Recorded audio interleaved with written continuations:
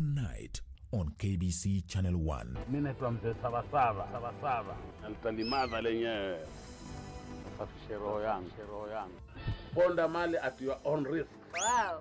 Yani kila siku kila nikikukanya wewe usikii waleta ukibadilisha tu. Mimi ni tajiri bwana. Sasa uniambia ujao wewe. Huyu nani baba huyu? This is my house girl.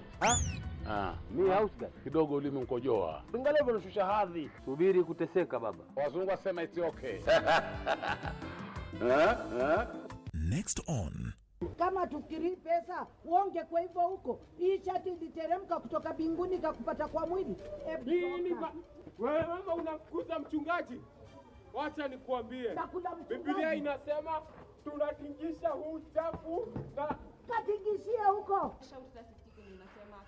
Nasema hivi, umekuwa ukilia usiku na mchana. Unataka mtu karibu na wewe. You need company my sister. This is time for your breakthrough. Hebu let me go. Ni nini wewe? Tufungulie, mlale. Kwani hapa ni kwako? Tufungue. Hebu unaenda wapi? Si kwangu. Kwani hapa ni kwako? Nakuulizaje hapa ni kwako? Kwa si bibi yangu. Nani bibi yako? Huo ni ungwana.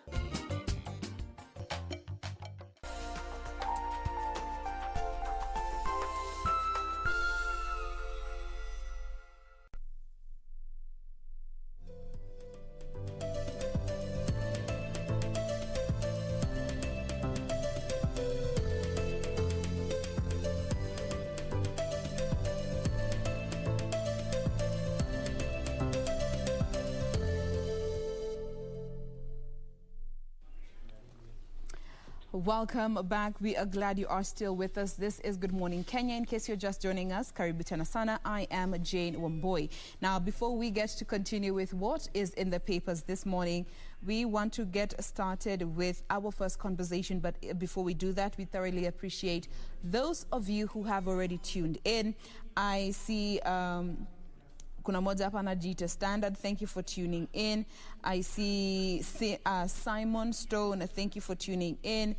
Boni na kuona pale mitandaoni. Professor, I see you. Naona Kylian Mbappe for tuning in. Bills, we appreciate you for choosing to start your morning with us right here on Good Morning Kenya.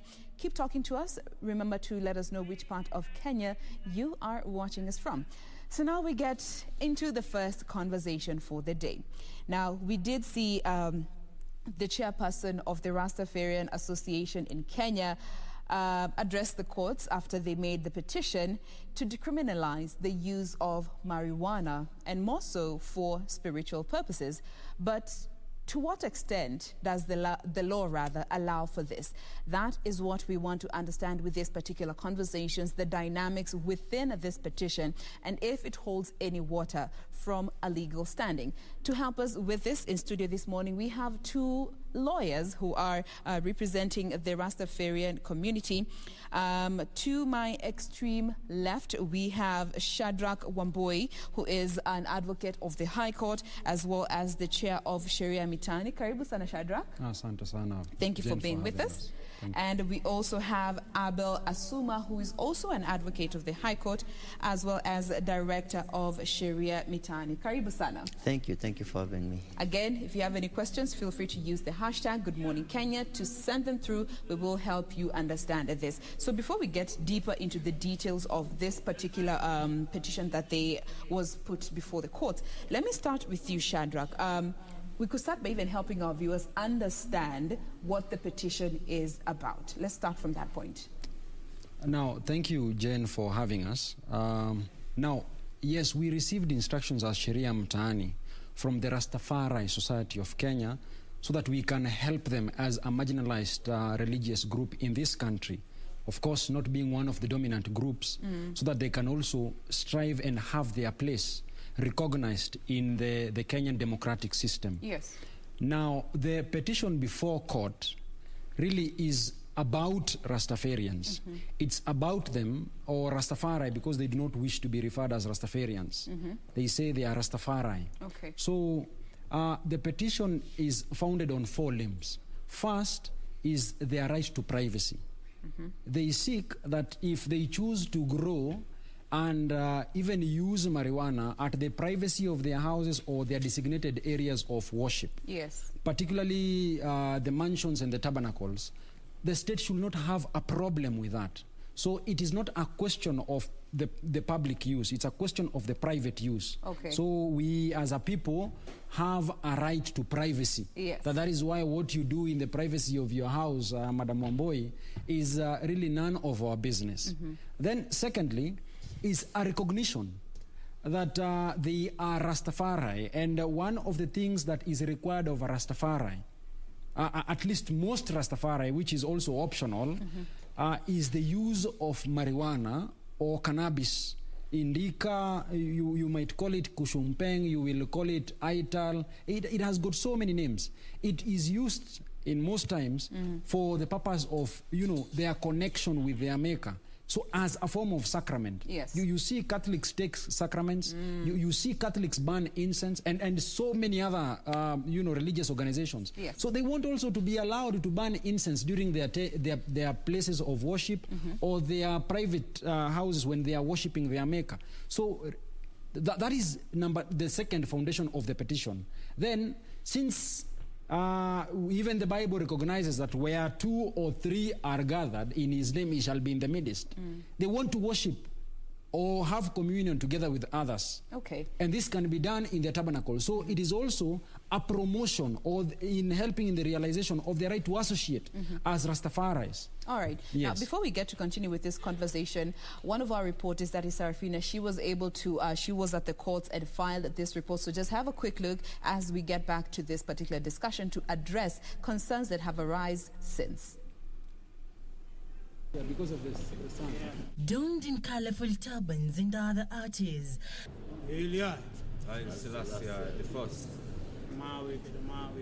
Symbolizing the Rastafarian movement, the Rastafari Society of Kenya and Mwenda Wambua, alias Ras Prophet, were notable guests at the Melimani Law Courts.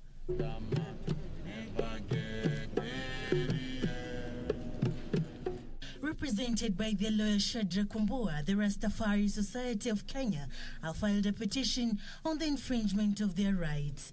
Members of the Rastafari Society of Kenya or persons professing the Rastafari faith be exempted from criminal liability for their private growth, use of marijuana or cannabis.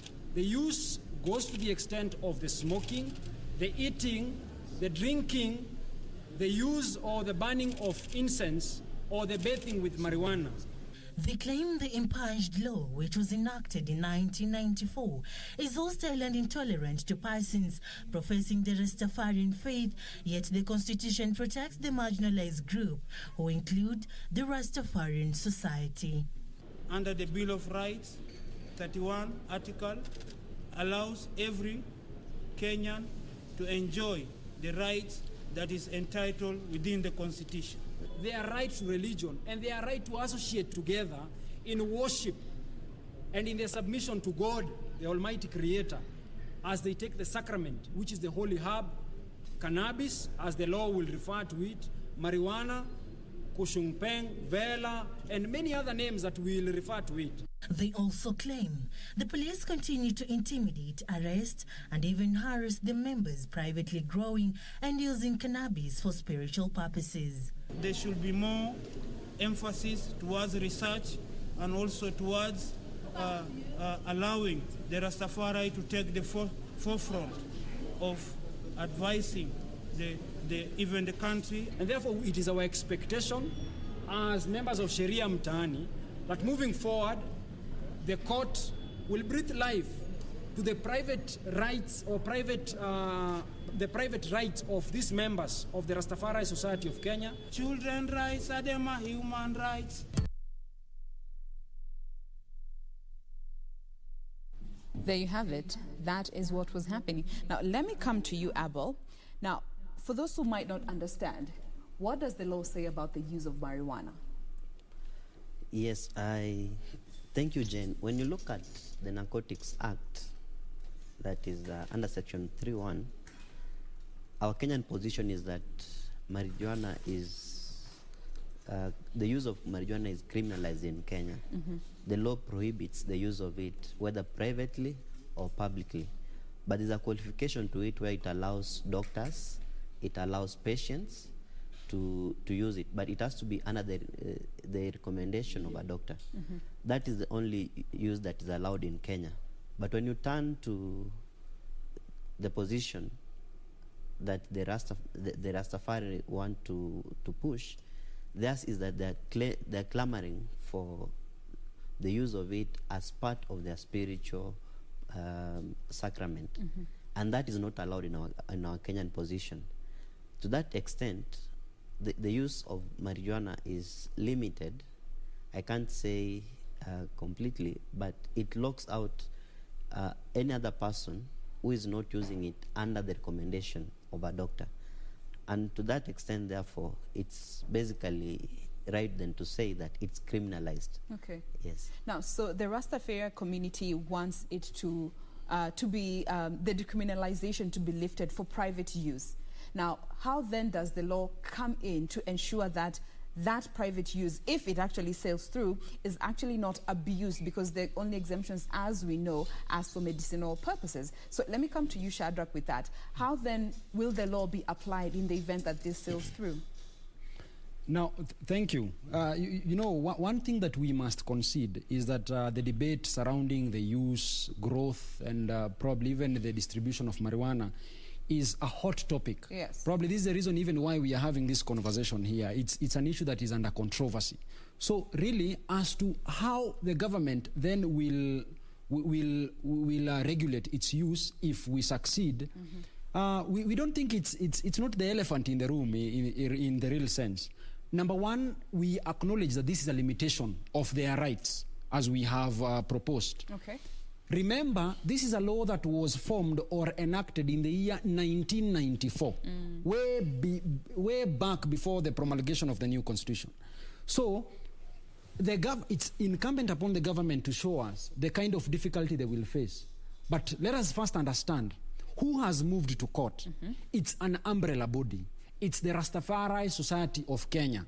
This Rastafari Society of Kenya, it's a group like the Media Council. So how do you regulate people who pretend to be media people from doing media work? You have your own regulations. The same way as advocates. If you want to know or understand that I am an advocate of the High Court of Kenya, it's easy. I just show you my ID. You can even Google online and find out whether I am an advocate or not. So really, on the question of control, it will be easy for the government, because the same government has since recognized this society, which stands or tries or attempts to foster the spiritual, economic, social welfare of Rastafari as a group. It has since recognized them and registered them as a society. So when it comes to the control, we will not even have a problem. So that if you pretend to be a Rastafari and you are not, and you are arrested with it, the onus now shifts to you. The burden shifts to you. Show us your registration as a Rastafari. Show us your identity, because they have identity cards. Even the spokesperson, the chairperson, they have identity cards and they have a registered way. Secondly, I know there has been a concern if children will be allowed to use it. Yes, and that's actually where I want to come to the issue around age. Yes. At what age will they be allowed in the event that it sails through? Because that is a concern that even them as a community would also want to know. Yes. The society, just like any other society, operates under a constitution. Yes. All organized groups, be it the advocates, be it the media, all organized groups operate under a constitution. The constitution is quite clear and specific that the society, membership of the society is limited to people above the age of the majority. So really, the kind of discomfiture or the discomfort that so many people find themselves in is largely because of a misunderstanding.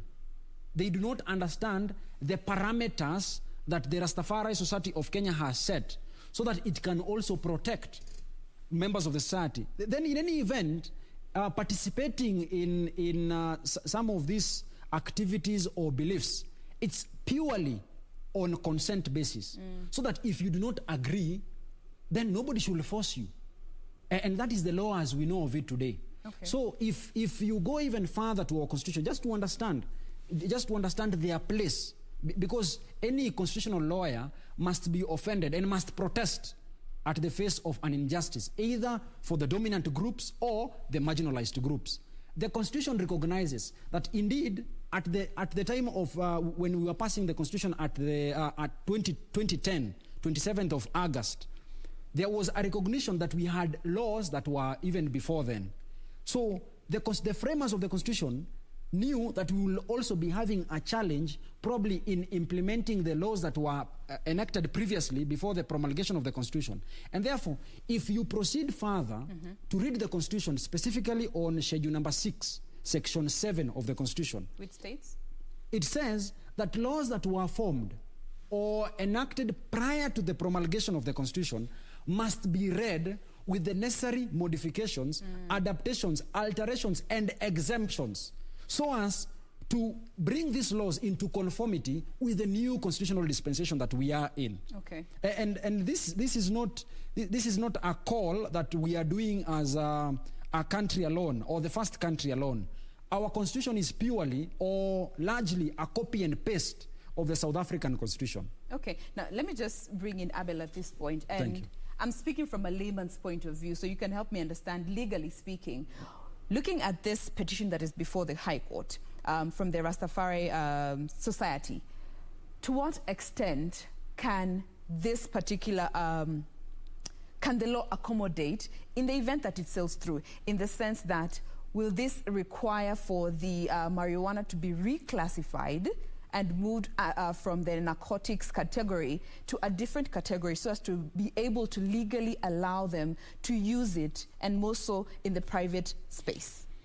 Yes, thank you, Jane. When you look at the petition before court, yeah, the main question really is that the central theme is that we are calling for tolerance of the dominant groups to accommodate the Rastafari. And when you look at the substratum of the case, basically it revolves around the issue of allowing them to use it for spiritual purposes. It's not the petition, it's not our prayer that the use of marijuana is decriminalized in entirety. We are alive the fact that it has been misused before. It has had adverse effects on the young people, or rather the users, and to that extent it's possible that the law remains in place to control the abuse of the same. But what we are saying is that the law itself, as presently constituted, allows for some exemptions. It allows doctors to use it. It allows for patients to use it. In fact, when you read through, I'm not a doctor, but I know for a fact patients of cancer have used the same, and there are positive reports around it. The question then comes, are we advocating for a blanket decriminalization? That's not the point. What we are saying, let the law be developed, let the law provide exemptions to the Rastafari, because it's part of their culture. At the central issue is the question that there are undisputed facts. There's no dispute that Rastafari are a religion. There's no dispute that they use it as a part of their day-to-day worship services. It therefore qualifies, and that is what we are asking the court, to please allow them to use it. The state can always develop mechanisms of regulation. In fact, when I was reading a decision in South Africa, theirs is that the court was suggesting that the state can even go further to ensure that the priests or the prophets of the Rastafari are registered, and then they can be the ones who are allowed to use it as a sacrament and distribute it to their congregants. And that is what we are saying, that the conversation on its regulation can always be there as we first decriminalize it, because to the extent that we are limiting their use, in any circumstance, they are not allowed, therefore, to have or to use it, even in private worship services. And they're saying, we are Rasta, we are people who carry ourselves in a certain way, in a dignified manner. We are not going to abuse it. we are conscious about the environment, we are conscious about our health, we are conscious about the abuse of marijuana, because to them it's a holy herb, so that they don't advocate for its abuse. And that is the gist of the petition, that look, decriminalize the law to the extent that it allows them to use it for their worship and their day-to-day bathing. And you'll be surprised that the uses are so wide. In fact, what if I can borrow from the South Africa decision again, they are saying that the uses are so wide that not all uses are actually harmful. For instance, bathing. Rastas use it to bathe. How does it become harmful? Surely it can't be. So you see there, that's why you wonder, should it be reclassified from the narcotics category to a holy herb, as it has been used and referred to with part of the community? And let me just come to you with the same, for clarification purposes again. So yes, the Rastafari are calling for it to be added under the exemptions that are within the law for their use. Yes, yes.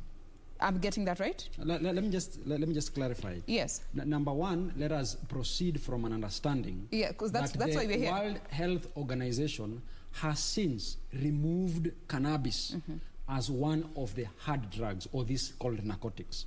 So the Constitution under Article 2.5 and 2.6 recognizes that we are living in a global world, a global village, so that what happens in the world is part of our business. Yes. So with that reality, then it is not difficult to conclude that marijuana is no longer one of these hard drugs. It cannot be qualified together with cocaine and the heroines of this world. That is number one. Then we turn to your question, which is you had said something about you can remind me the question so that I question around the use through which the approaching how they want marijuana to be decriminalized. Yes. Because as per the law, it is a narcotic. It is under the narcotic category. But then they want the Rastafari society to be allowed to use it as part of the exemptions that are within the law. Yes. Now, to respond directly to your question. Yes. My colleague here had even made reference to the law. If you check section 3.2, which gives a group, five category of people who, when they are arrested or they are found with it, they can actually use that as an excuse. These are doctors. So if a doctor is found in possession of marijuana, that is a defense on its own. Person prescribed by a doctor, a person doing research or analysis, and then of particular concern, under Section 16 of the Narcotic and Psychotropic Act of the 1994, there is a licensing board. So this licensing board gives people licenses to go cultivate, produce, manufacture, and even distribute this cannabis. So from that understanding, it means there is a group of people who enjoy an exemption from criminal liability if they are arrested or found in possession of marijuana. Okay. So to that extent, and of course, going back to my previous argument about reading the current laws in conformity with the constitutional dispensation that we are in today, then it is not a far-fetched argument to present before court. And this is what we are very keen on, persuading the court to arrive at. Okay. That it is a permissible exemption for persons, because Rastafari is a person first. For these people that have gone to court, these people, it is a permissible exemption for them, for the sake of their privacy, to use it in their privacy. Then secondly, as an argument, also for the sake of their spiritual manifestation of their religion, to also use it. So those two arguments, or three arguments, in some augment each other. Okay. They make the argument even more juicier. Yes. Okay, now let's come to the regulation which you had mentioned, shouldn't be much of a problem. Yes. But I believe this is something that has already been thought through by the time this petition was being taken to the High Court. Yeah. By virtue of anyone else being found in possession of marijuana, that's against the law, if you're not under the exemptions. Yes. Now, looking at this particular petition, if it sails through, who then in the Rastafari community will be allowed or permitted by the law to be in possession of this particular herb, legally speaking? Because again, regulation cannot just allow anyone within the society to be in possession. Let me start with you. I'll also get to hear from you, Abel. I mean, we find it to be, you know, it's a complex question. It requires a simple answer for people to understand it. Yes. But we do not want to be very simplistic in our approach. So we have said, we proceed from an understanding that it is a Rastafari Society of Kenya. It is an outfit on its own. People who are regulated by the government. In any event, if they misbehave, then they risk the deregistration of that society. So even when it comes to its control, it becomes easy. You can easily now call and say, hey, excuse me, Chair, what is happening? We are seeing youths carrying around marijuana and smoking in public. Yeah. So we are not saying smoke it in public.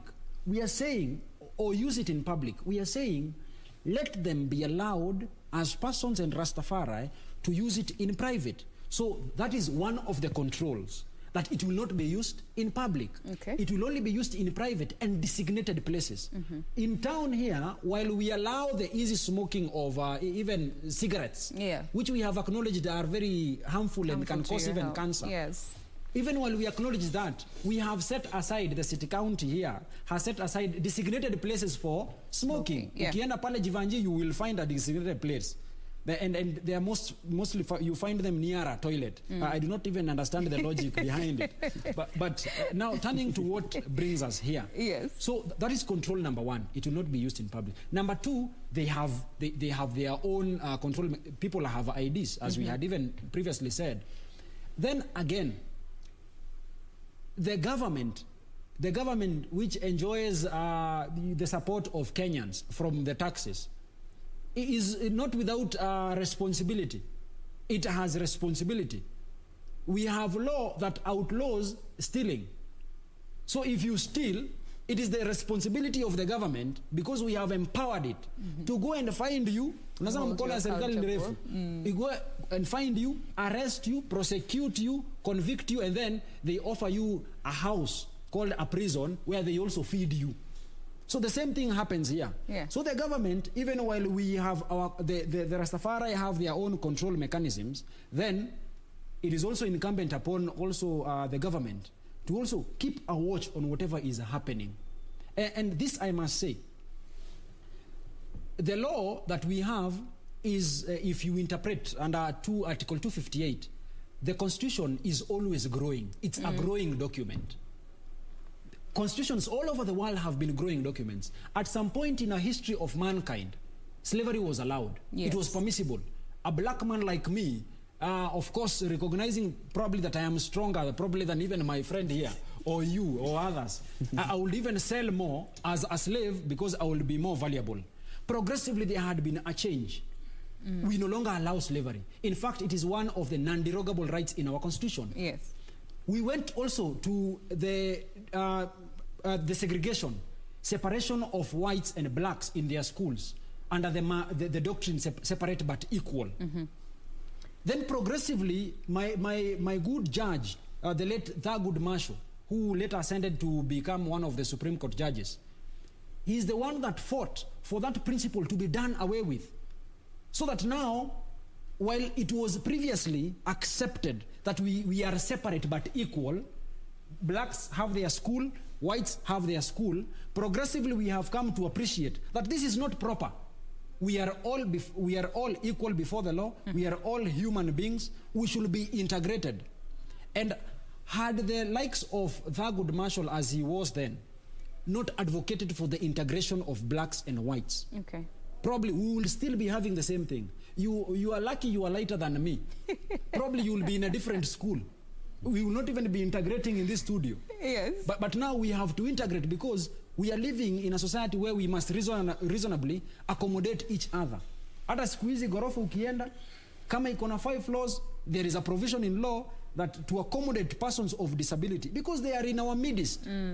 Even you, at some point in your life, you will enjoy temporal or permanent disability. Yes. And we just pray to God it does not become permanent. So that if you cannot use the stairs, there must be a provision in that building that there is a ramp, or if there is no ramp, then let us have a lift. So that if you have your office at the 5th or 7th floor, you are able to access it. Accessibility so really, is not a problem. You must be angered at the face of injustice, especially to the minority group. Kwa sababu wewe si hao, haimanishi usiwafikirie. And that is what Sharia Mtaani is doing. All right. We are thinking about even the less marginalized, the people that we think have illogical or probably unreasonable beliefs. That is what we want to present before court, so that that question can be answered. The High Court, the Court of Appeal, the Supreme Court is there as an avenue where their reliefs can be found. All right. And we'll be coming back to even understand what Sharia Mitaani is all about. We haven't gotten to understand as an organization why you even chose to associate yourself with this particular case. We'll be coming to that in a bit. But remember, any questions that you may be having, or even just clarifications or curiosity to kana kuwasha unataka kujua zaidi, send them through using the hashtag Good Morning Kenya. We'll be addressing them. But first, we take a very quick breather. We will be back to pick up this conversation as we also get to wrap it up. Stay with us. Members privately growing and using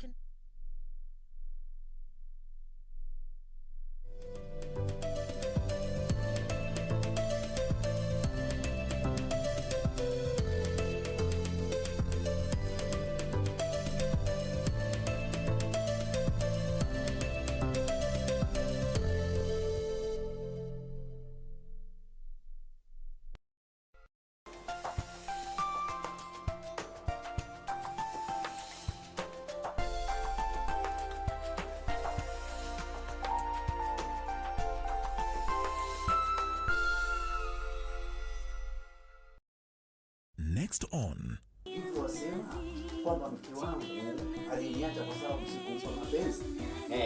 Umejibu mwenyewe. Mwanamke bwana mambo mawili bwana.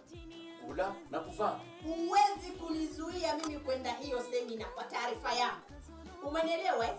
Upende, usipende, nitakwenda semina kwa sababu mimi siku zote najulikana ninachokianzisha huwa sikiache kama hakijafika mwisho wake. Masudi pole.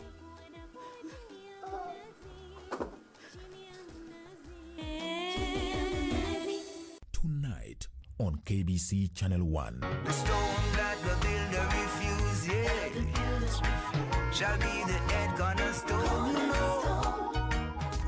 Freedom, free the dumb. You should be free to speak, yeah. Say, only child can say. Who can hear? Who can help? Where will I go? What will I do? Who will I be without a woman like you? Oh, a woman like you. Tonight on KBC Channel 1. Mimi naitwa mzee Sabasaba. Na nitalimadha lenyewe. Safishe roho yangu. Ponda mali at your own risk. Wow. Yaani kila siku kila nikikukanya wewe usikii, waleta ukibadilisha tu. Mimi ni tajiri bwana. Basi uniambia ujao wewe. Huyu nani baba huyu? This is my house girl. Mi house girl. Kidogo ulimi mkojoa. Bingalia hivyo unashusha hadhi. Subiri kuteseka baba. Wazungu wasema it's okay.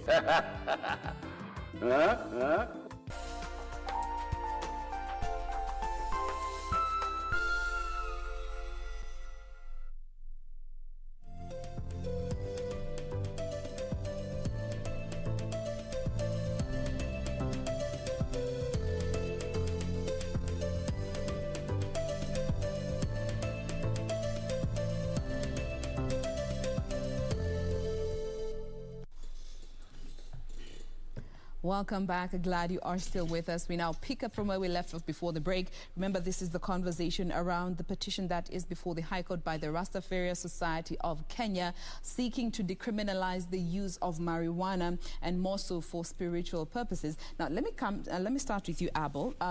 Let's talk a bit about Sharia Mitaani, because from what we are getting from this conversation is it's about representing the rights of the minorities, if I'm not wrong. But help us understand what Sharia Mitaani does. Thank you, Jane. Sharia Mtaani is an organization that was begun by young advocates. It's barely 1 year old, but it's done so much. Our central motivation is haki, usawa, na maelewano. We endeavor to ensure that there is justice in society. We endeavor to ensure that there is fairness, and also in terms of disputes, at the base we operate in, it's that it's mediated. Yes. Sheria Mtaani, it's an organization that is based in the slums. We are based at Mathare. The users of Juja Road must have seen it.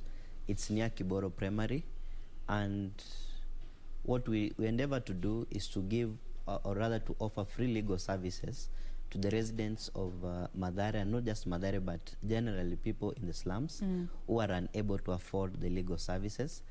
Sheria Mtaani, as of today, has over 30 advocates, ranging between 5 years to 1 year to 5 years in practice, though we are under the patronage of our senior Mr. Danson Omari, who gives us the day-to-day guidance.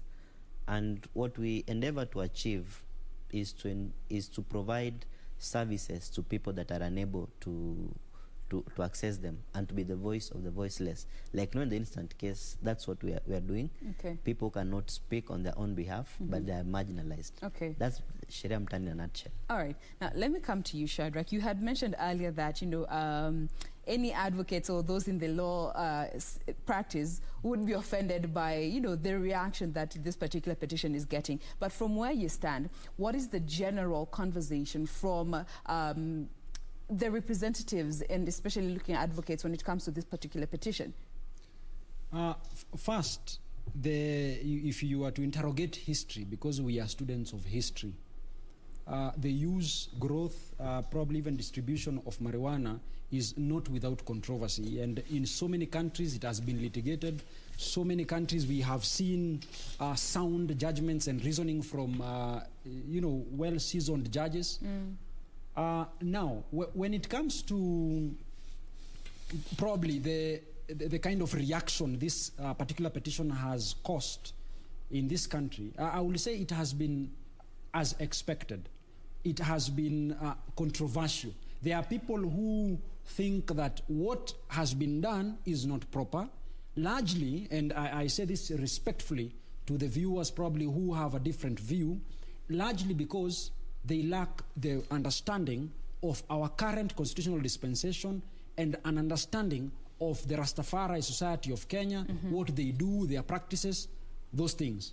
Largely because also of the intolerance that we have as a society. Yes. We just think that what we are born knowing and understanding is what we should know, understand. It should remain constant for the rest of our lives. So that, some of these decisions that people make that are against the norm tend to attract a lot of attention. As advocates, we take an oath. We do not choose clients. What we do, we have an oath to represent everybody and anybody who comes to us, to the extent, with only the exception that we are conflicted. If we are conflicted, then we have no business representing this client. Yes. But as far as we are concerned in this case, and because of the cab rank rule, it is our cardinal duty as advocates to represent these clients. And in any event, any person, as per Article 50 of the Constitution, any person accused of anything, any person wishing to have his grievance heard, also has a right to representation. So when these people came to us, and we have done so many things together with them, you will recall not so long ago in the year 2019, 2018 or thereabout, some child was chased away from school because she was keeping her dreadlocks. Yeah. We came in as members of Sheria Mtaani to represent her. And the history has judged us so fairly, so far, because the court was fair to us. We won the case on fair grounds, on at least the manifestation of their religion. Okay. So really, and this, I must say, I know largely Kenyans are predominantly Christians.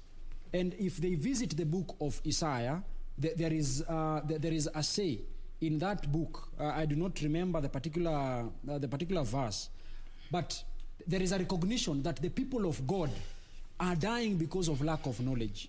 Probably the reason why we are also having a large misunderstanding of what is before court, and a large misunderstanding of what we have chosen as Sheria Mtaani to do, to represent the minority. Yes. is because of lack of knowledge. All right. Sheria mtaani, our sole belief is we need to change as a society. When I ask you, Madam Wamboi, there is a saying in Kiswahili, mnyonge hana haki. That is what we have grown to know, but we want to change it. We want to remove the H from hana. Ikwe mnyonge ana haki. So that if you have your grievance and it has a constitutional basis or foundation, let us raise this question before court. Because ultimately, the person who has the person who has the capacity to tell us this is right, this is wrong, is the courts of law. They are the people who are charged with the responsibility of, directing us on what is right and what is wrong under the law. No, not police officers.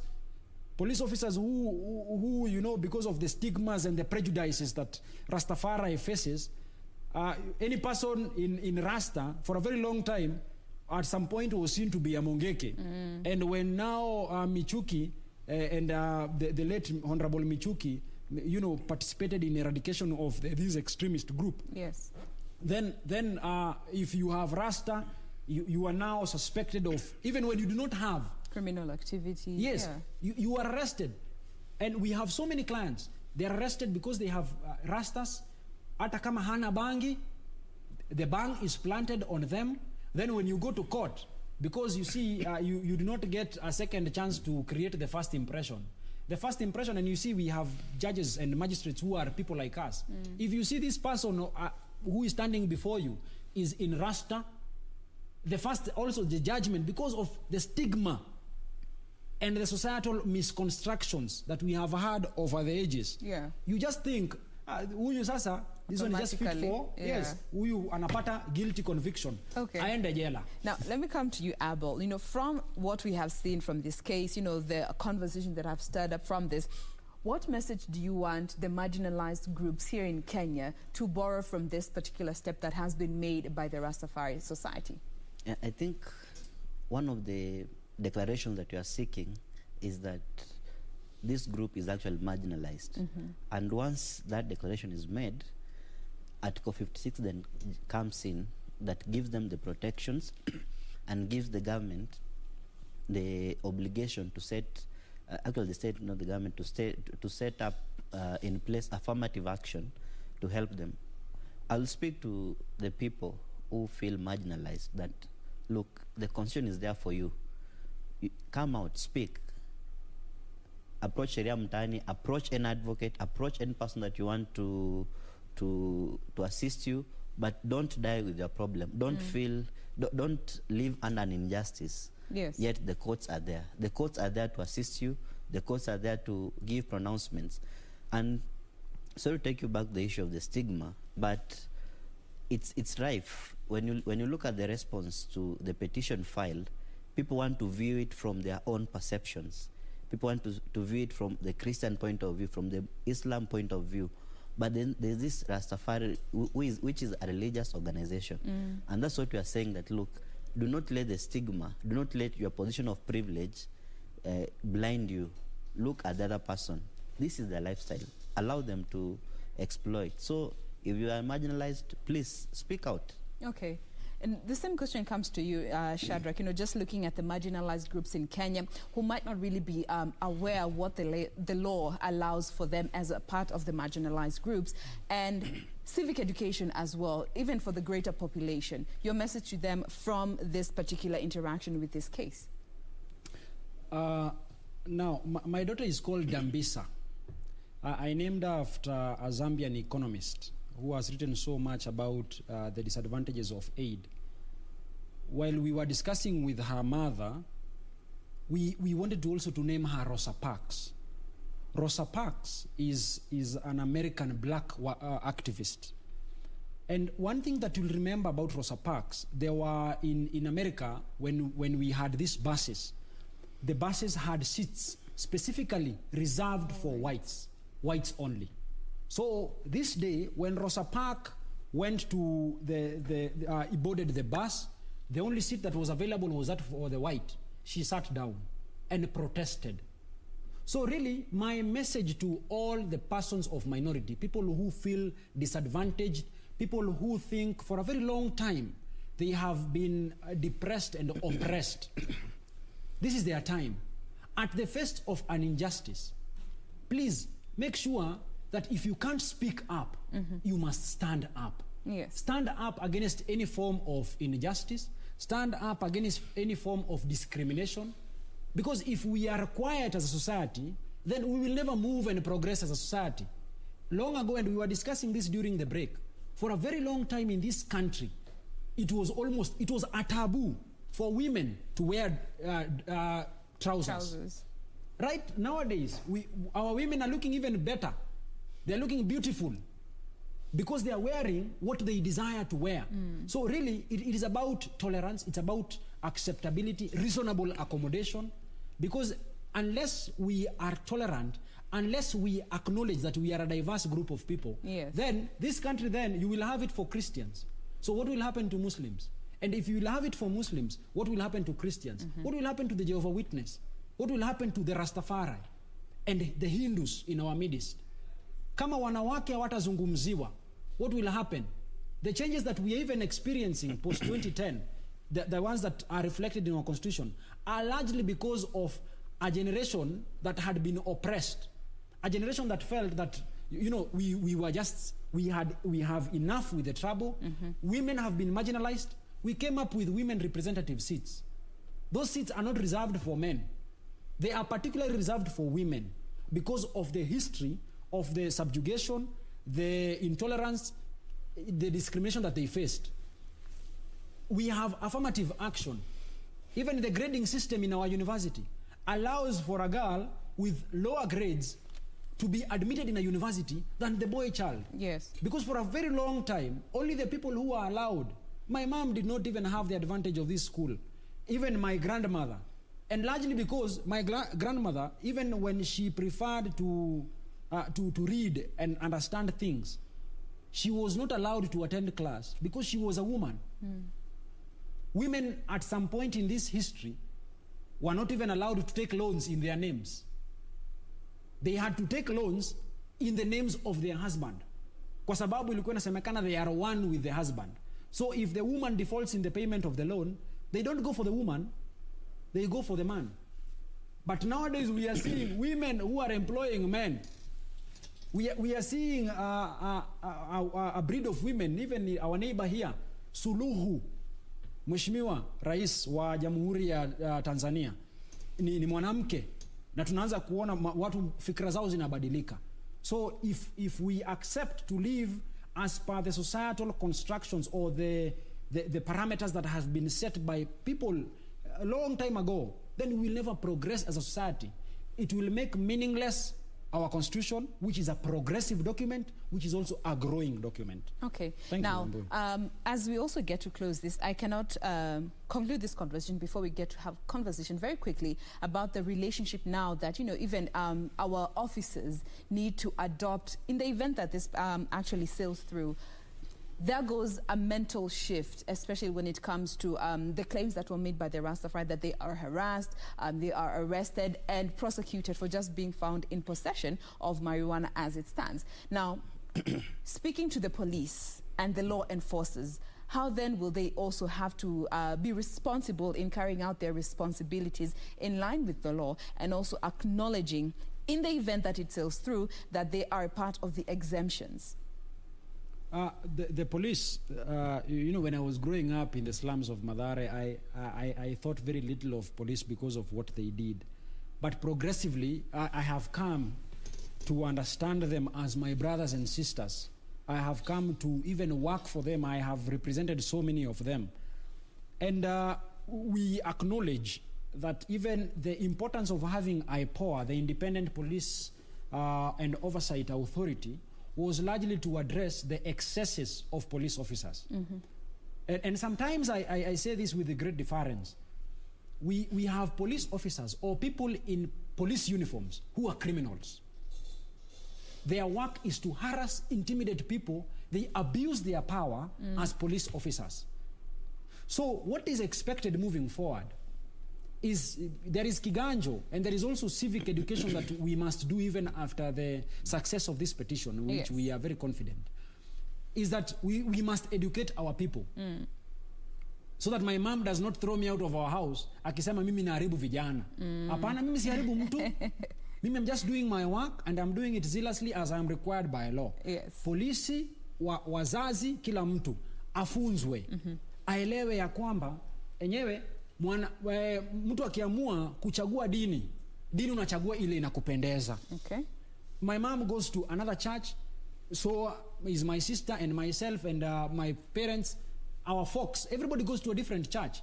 We have allowed people to freely choose which kind of religion or society, faith they want to be associated with. The same thing will be sensitizing the police and everybody else. Okay. If someone has proved to you, and you see, beliefs are not a matter of proof. Beliefs are just beliefs. They're just there. You do not necessarily have to, and you see, if you start interrogating some beliefs, you might not even accept them or agree with them. So what we are advocating, even moving forward, yes, is people to understand the questions that are before court, is to understand that we need to be tolerant as a diverse society. Kama unataka kuishi peke yako, wewe chukua enda kuna islands, uishi peke yako. Lakini so long as we are together in this country, yes, we need to acknowledge we have dominant groups, we have marginalized groups. All these groups, all these people need to be given a fair playing ground. In any event, we enjoy the same benefit before the law. All right. Yes. Now, we'll have to pause this conversation at this particular point. Remember, this has been all about the most recent petition that was made at the High Court this past Monday by the Rastafari Society of Kenya, seeking to legalize, or rather decriminalize, let me be specific with my words, with the law you need to be very specific, seeking to decriminalize the use of marijuana for spiritual purposes. It has been a petition that has been met with diverse reaction from the greater part of the population, but then again, we are here to help you understand from a legal standing, what does this mean in the event that it sails through for us as a people, for the Rastafari community as a marginalized group. We have been speaking with Abel Asuma, who is to my immediate left. He's an advocate of the High Court, as well as the director at Sharia Mitaani, and we've also been speaking with Shadrach Wambua to my extreme left. Wambui, hey, you see the way culture has, yes, it has a way of just imprinting itself in a subconscious way. Shadrach Wambui, I am Jane Wambui. Shadrach Wambui, who is an advocate of the High Court, as well as the chair at Sharia Mitaani. Thank you so much for being with us today and for helping us set the record straight in line with this conversation. Thank you. All right. Thank you for having us. Absolutely. We are going to see how this continues to play out, and we'll be sure to keep you up to date with that. But just looking at the feedback that we have received, there's Kineni Waembu, who says cannabis should be legalized in Kenya. Criminalizing it is what makes it be misused by Kenyans, and I don't know why, but Martin Jero must be happy about this. All right, and there's also yes, Kineni still goes on to say that I see no harm in legalizing cannabis for religious use. Let measures be put in place with this legalization and its use within the country. Or rather, let's not turn a blind eye to this. About 40% of the Kenyan population use this herb in secret. Tafakari hayo. Keep talking with us. We'll be sure to keep sharing your thoughts in regards to these conversations that we are having here in studio. But just in terms of keeping you up to date with what is happening, yesterday we did have the by-elections that were happening. And we have been waiting for an update in regards to this, but we'll be here to just let you know the update that we have received so far. So stay with us. We will be back after this very quick, fast, mbio breather. Stay with us.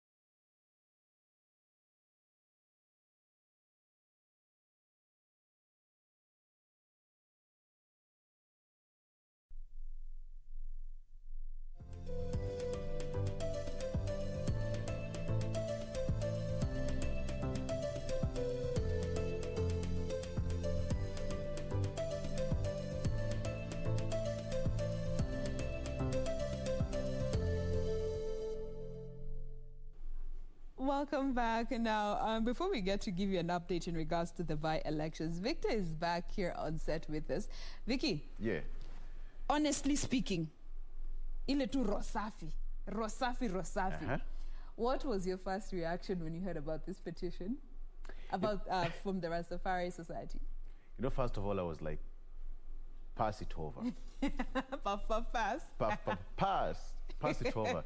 But I think Kenya is moving to a different direction, and it's going to be interesting to see how that case is going to pan out, because as the lawyer said, they're trying to legalize the whole stuff so that at the end of the day you have to be registered, but I don't know how do they do the registration? I think the regulation bit is where most people have issues with. Yes. Because as far as it concerns, cannabis falls under the narcotic drugs. Yes. You know, it's no longer a hard drug under the World Health Organization, but within the law here in the country, it is a narcotic, and it has been criminalized. And it's only allowed with controlled use under specific environs and under specific people, not just anyone, because if you're found in possession of marijuana, by the way, as far as the law goes, you are going to be arrested and prosecuted. But now the Rastafari Society Society of Kenya wants it to be allowed under the exemptions within the law to use marijuana. You know, the way it is allowed for medical research, for medical purposes, they also want to be involved when it comes to, or rather to be exempted to use marijuana for spiritual purposes. And a good example that was given is, you know how we see in Catholic churches, they burn incense, they take sacrament, divai. That is allowed within their Catholic doctrine. So they are only using the same argument for the Rastafari community.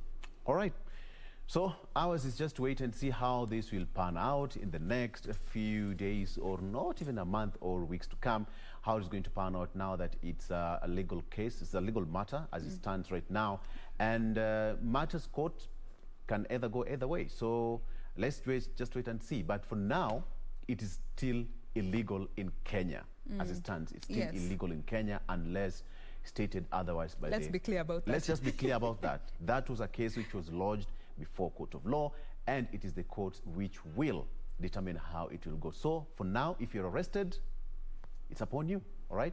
Okay. So Jen, thank you so much.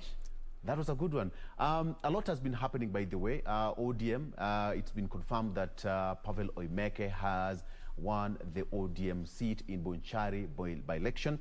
And right now it is Oimeke to fly that flag in Kisii, and that is in Bonchari, to be particular, for the next few months until the next general election. So to Pavel Oimeke, congratulations, and even to other contestants, you know, it's never that serious, never that serious. You live to fight another day. We will be crossing over to our reporter, that is Gladys Mungai, who is in Juja. Juja was marred by a lot of chaos, of course. Vote counting had to be stopped at some particular point, and there you have it. Gladys, good morning, good to see you. It's not the same thing that happened yesterday. What is the situation right now in Juja as we speak? Good morning to you, Victor. We are coming to you live from the Mangu Tallying Center, and the situation is quite different from what was witnessed yesterday. Currently, we have a state of normalcy, and although the matters to do with resumption of the matters to do with voter tallying is yet to resume, the situation, I can independently report that it is all peaceful. The state of normalcy has been restored. Members of the police force have been in this tallying center for the better part of yesterday night and through to today morning, basically ensuring that chaos or anything doesn't happen when the voter tallying exercise commences. That notwithstanding, you can see from where I'm standing at the background, there's not so much activity going around, and I can also report that early in the morning, that is around 6 a.m. in the morning, the IBC chairman Wafula Chebukati Chebukati also made his way into this particular tallying center to basically assess the situation on the ground. And behind me, the returning officer and his team from IBC already resuming their positions, meaning it's all indications that the process could resume any minute from now. You'll also understand that as of yesterday, when those chaos erupted and we had the tallying process suspended for the better part of yesterday night, is that we had 3 candidates who are leading in that particular by-election. The first one was the People's Empowerment Party candidate, led by, also followed closely by the Jubilee candidate, who happens to be the wife of the former late Member of Parliament for Juja. And number 3, coming also closely, was an independent candidate by the name Karaoke Gishuhi. On that particular table, which will be making the final decision in regards to how that tallying and how the votes will come out, you can see IBC chairperson Wafula Chebukati. He's still around. He's trying to ensure that nothing goes against the way the Electoral Commission had planned. You'll also understand that we were expecting by today morning around 6 a.m. would probably be having those particular results. This is according to the conversation we had with the arrow for this particular tallying center. But that notwithstanding, you'll also understand that the law gives the IEBC, that the Electoral and Boundaries Commission, 7 days timeline to give that particular results. And in regards to whether we will be knowing that particular candidate who is going to succeed the former Member of Parliament, it's just a matter of wait and see. Because by yesterday evening around 10 p.m., most of the presiding officers were still handing over their KIMS kit, and some Form 34B are yet to be submitted. Victor. Gladys, perhaps if you can just give us, bring us up to speed in terms of security. That place was marred by a lot of violence since yesterday, to an extent that IEBC chairman Wafula Chebukati has made it to that tallying center himself. What is that driving force that has made him to be there in person? Victor, if I heard you correctly, IBC chairperson Wafula Chebukati is technically here because of what happened yesterday at night. I want to believe by large we saw members of different political parties alleging that there was malice in the whole vote election and matters to do with a tallying process. And what we had from different agents and observers who protested that particular exercise is that some of their ballot boxes that had their votes has still not made their way at Mangu Tallying Center. And so what they were technically trying to do is that stopping that particular process until some of their ballot boxes are submitted and are received by the arrow at this particular tallying center.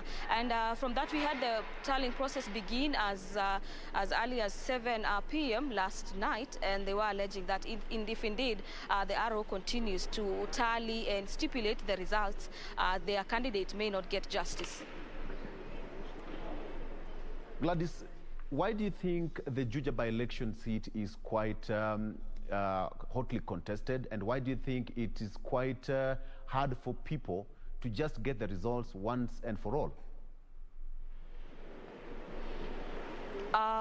I wouldn't say that the by-elections, we are heading to the 2022 general elections from where we're standing, and the issue is that these by-elections are expected to shape the future of the 2022 general elections. And so it is a matter of do or die for political parties who are showing or trying to show their might in regards to their muscle, political muscle in matters to do with the 2022 general elections. The arrow is currently making some remarks.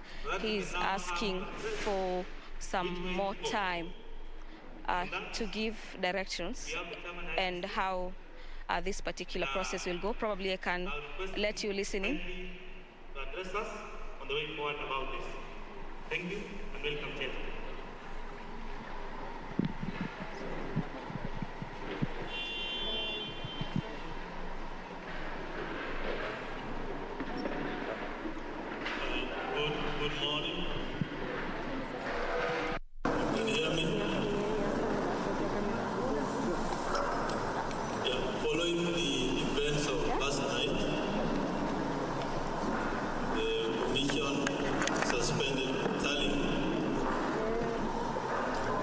This morning,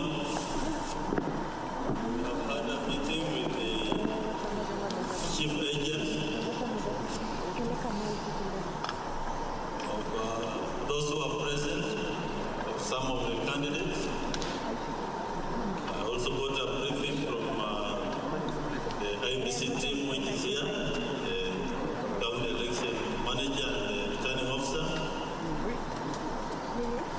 We had also a meeting with the county security team led by the county commissioner.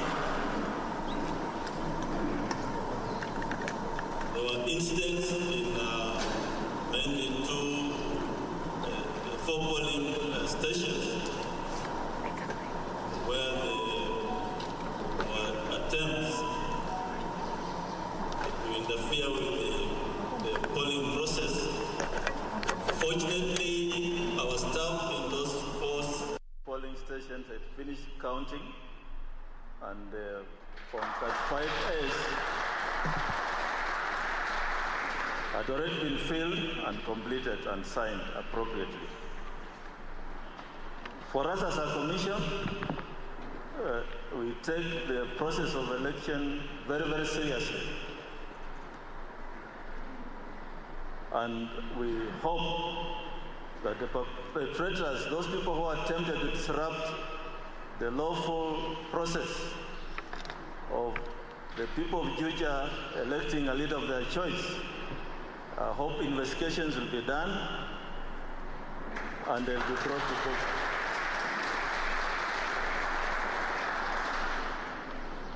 For us as a commission, we shall, of course, write to the DPP to prosecute anybody who was involved in last night's mayhem. But we wait for the final report.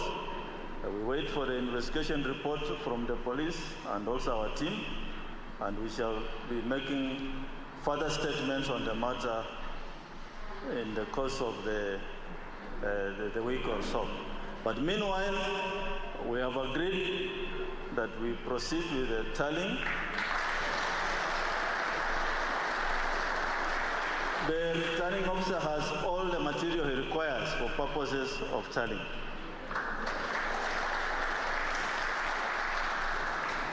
And let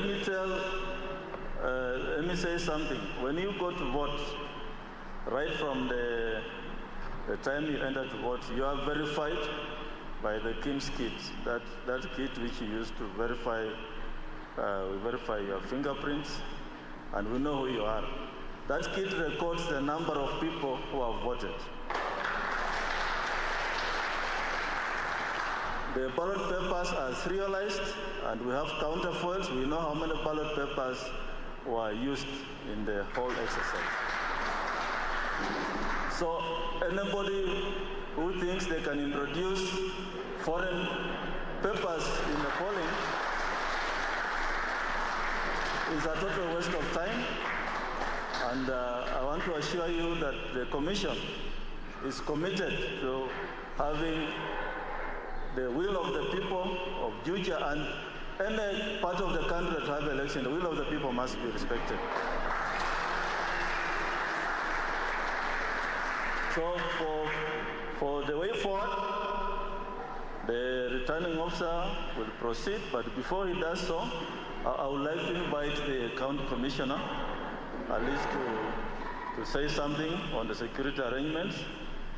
And I also request that those coming in at the gate must be screened and must be accredited individuals who should only be allowed to come in, so that we avoid incidents of, they call them what, goons, infiltrating this tallying center. One county commissioner, please. Is he here?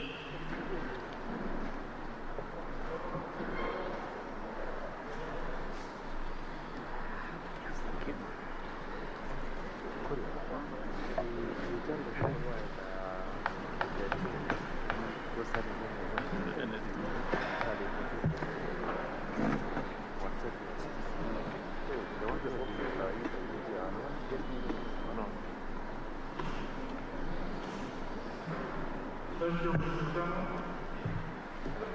More than expected to speak to this function, especially about Dr. Security.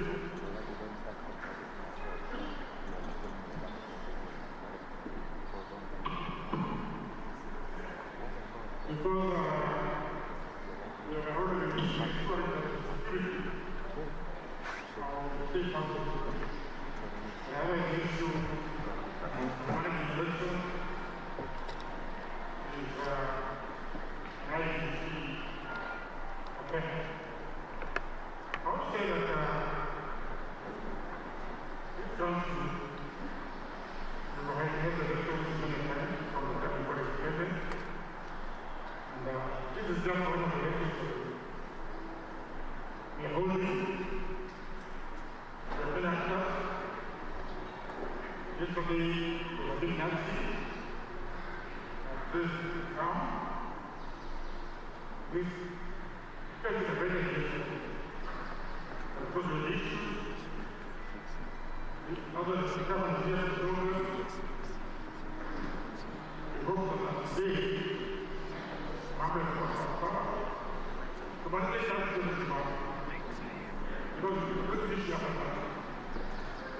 today, so today, thank you for coming. Because of the presentation, now that you're here, we hope that everything is okay. Thank you for coming for what you're doing. We could proceed last night. Now that you're here, we hope that everything is okay. So thank you very much. This is very happy. You're there last night. And you could always be there when you never remember it. And don't say no. So I won't say much because basically this is something that is like inside the morning, if you want to, you still don't know what now. So I really don't want to much about it. Just wish that we conclude the matter. And conclude the matter to the purpose of both the country, for the mission, that's a very mission. Down the road, very difficult, I could be the so that's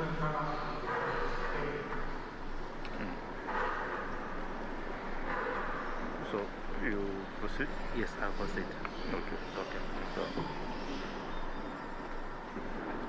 you just announce your proceeding, the methodology here. So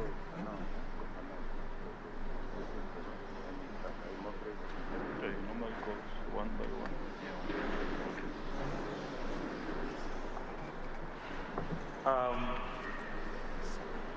Now we'll get ready to start, and the procedure is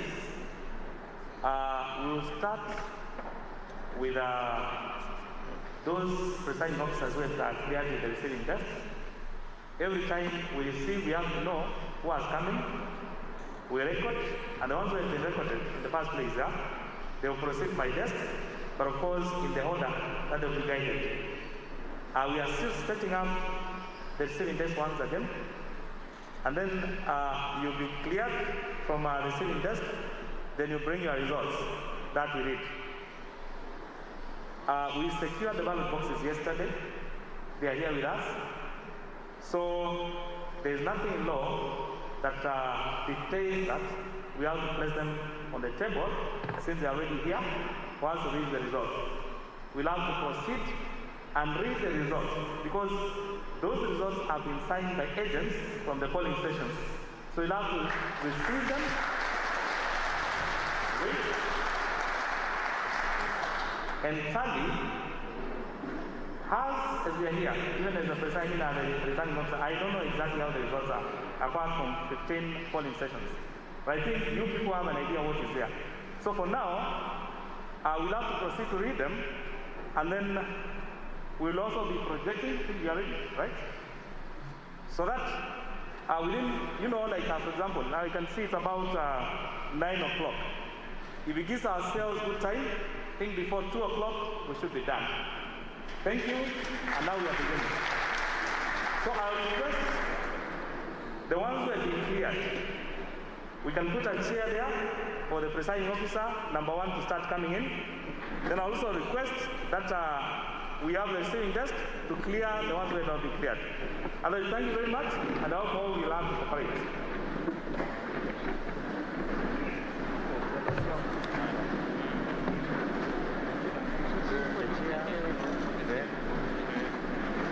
They come here? Yes. Yes. Okay.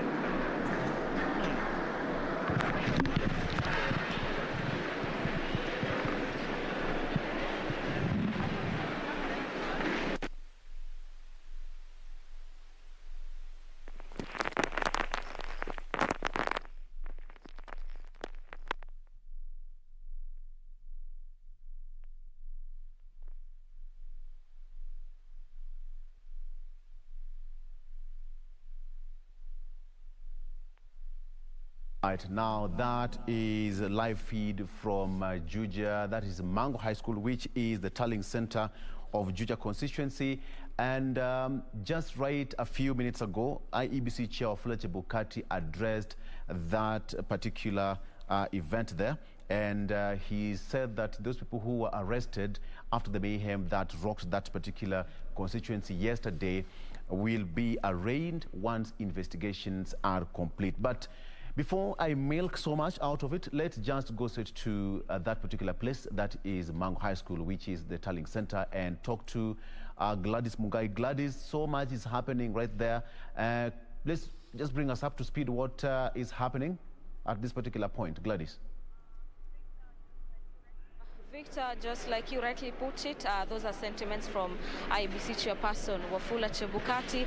He was responding to the issue of chaos that erupted yesterday in the evening, causing some sort of stalemate in the voter tallying exercise. And he says that the electoral body has taken action, and those who are found together with the police, they will be investigating those particular claims or the events that happened yesterday, and those that are found culpable of causing that particular disruptions will be held to book. Also to mention is that he is saying that indeed the data is will be aligned with what is available in the KIMS kits, and it must coincide. And those persons who think that probably they could get away with this by introducing a fallen ballots, that is it, that they will be in for trouble. And he says that the right candidate will have to take this particular by-election, and there will be no stepping down to people who are intimidating the arrows and matters to do with IBC commissioners and officials who happen to be in this particular tallying center. So currently the arrow has directed that those particular presiding officers who are yet to be cleared yesterday in regards to submitting their form number 34B be forwarded, move on to ensuring that they submit their particular results. And any minute from now, the process is about to commence. Yet again, this will be the resumption of the voter tallying exercise. And you'll also understand that so far, Ndungu George Koimburi is leading with 858 votes. He's being followed closely by Waititu Sudan Jerry with 439 votes. Number 3 is Karaoke Joseph Gishuhi with 69 votes, and he's followed by Ndungu Kennedy Gashuma with 53 votes. And in that order, heading to number 11, the last person is Mburu John Joroge with 1 vote so far. Also, Victor, just to mention, this is 16 polling station results out of the 184 polling centers across this particular Juja constituency with 5 wards. And so far, the number of valid votes cast is 1,538.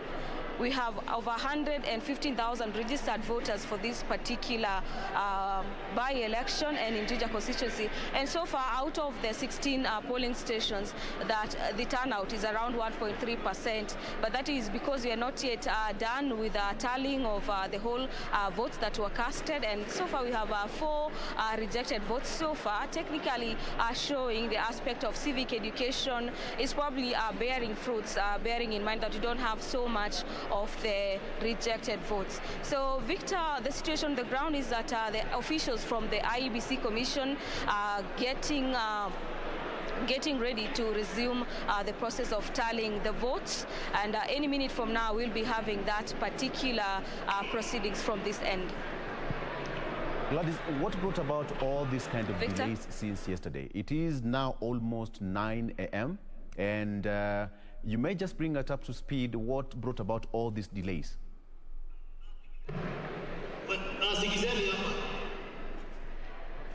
I must say there were some fears that during the night probably more chaos could erupt. So the director, the arrow for this particular tallying center directed that that particular tallying process is hereby suspended from yesterday at around 11 p.m. midnight, and that situation has remained that way.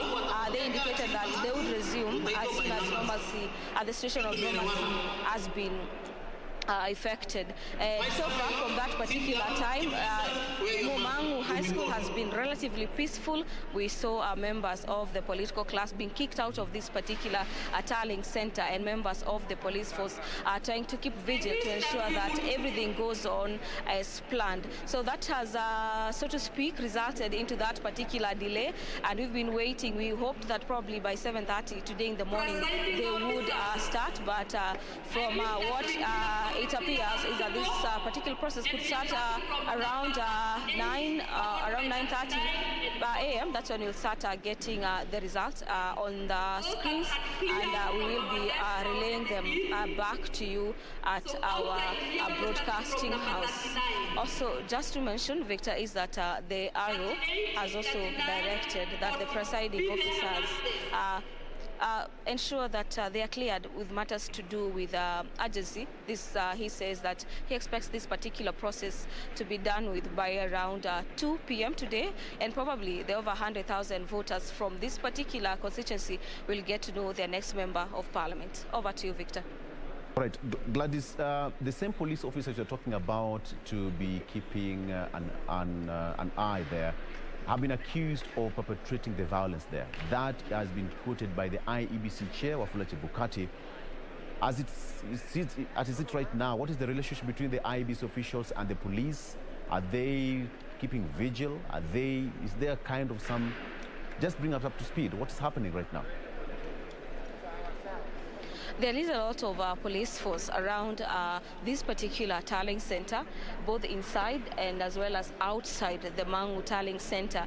And what is happening is that by the end of the day, each will always try to ensure that the job doesn't go wrong. This I'm speaking about the IEBC officials who have to ensure that by the end of this particular exercise, they give residents of Juja constituency matters to do with their next leader. So there's a lot of collaboration between members of the police force as well as members of the public who are here to technically follow up on that particular process, as well as agents of the different 11 candidates who are seeking to succeed the former Francis Munywa Waititu, the late member of parliament. And so the Arrow has called for a keen situation of working together to ensure that this particular process is concluded in a peaceful manner.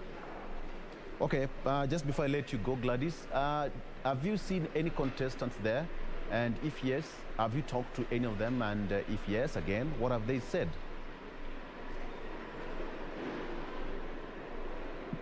There is a couple of them, and trying to get a word from them is that they're exuding confidence that we just have 16 out of 184 polling centers results, and they're saying that the results at the moment don't define anything per se, and they're saying that there is still hope for them to get these particular seats, and it's no longer a race between two horses like we usually put it, but they're saying that there's still a chance for them to get to clinch this these particular by-elections results. Also, they have thanked members of the public who stood up with them or stood with them in that particular by-election and basically coming out to vote for their respective candidates. All right. Gladys? On my extreme left is members of the police force as well as members of the public who are here to follow up on that particular exercise. On my extreme right, you can see presiding officers from working with the Independent Election Boundaries Commission just taking their place and waiting to be called to basically present their results in various polling stations. This would refer to matters to do with the way the tallying of the vote exercise was conducted in each polling center, and out of the forms 34B, which ones were used and which ones the number that were not used by close of business yesterday.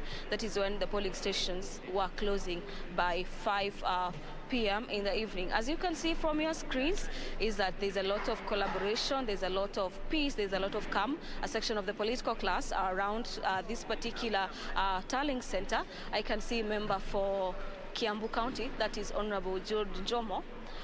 There is also Moses Kuria, as well as that is Gatundo South Member of Parliament, and Kiharu, the senator for Muranga County, also made their way into this particular tallying center. This is basically to follow up on that particular process and matters to do with solidarity with their candidates. So we hope by the end of today, latest today, this particular tallying center or this particular constituency will get to know their next member of parliament. All right. Thank you, Gladys. And we just hope that moving forward, they're going to experience some peace there, even as the vote counting continues at the tallying center, that is Mangu High School at the Juja constituency. Earlier on, Wafula Chebukati, that is IEBC chair, said that the tallying is going to continue until the last vote is counted. And he's also said that some of the culprits who are arrested will be charged according to the law. Gladys, please keep us updated in our subsequent bulletin. Okay, let's cross over to Kisii. That is now Bonchari by election, and give you the result which has now been confirmed. That confirmed results show that ODM flag bearer, that is Pavel Oimeke, has won the race with 8,049 votes, followed by Jubilee Party's Zebedeo Opore, who garnered 7,279 votes, while UDA's Teresa Bitutu came third with 6,964 votes. Let me just repeat that.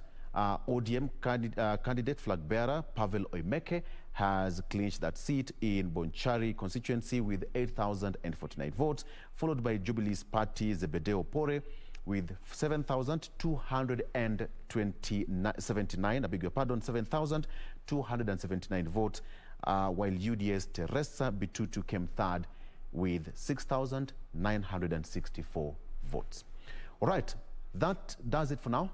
We, of course, will keep you updated on what is happening in Juja, and of course, we'll also get reactions from Bonchari constituency. As it stands, it is ODM's Pavel Oimeke who is MP-elect for that particular constituency. That does it for now. Jen? We take a very quick breather, but we'll be back to pick up this.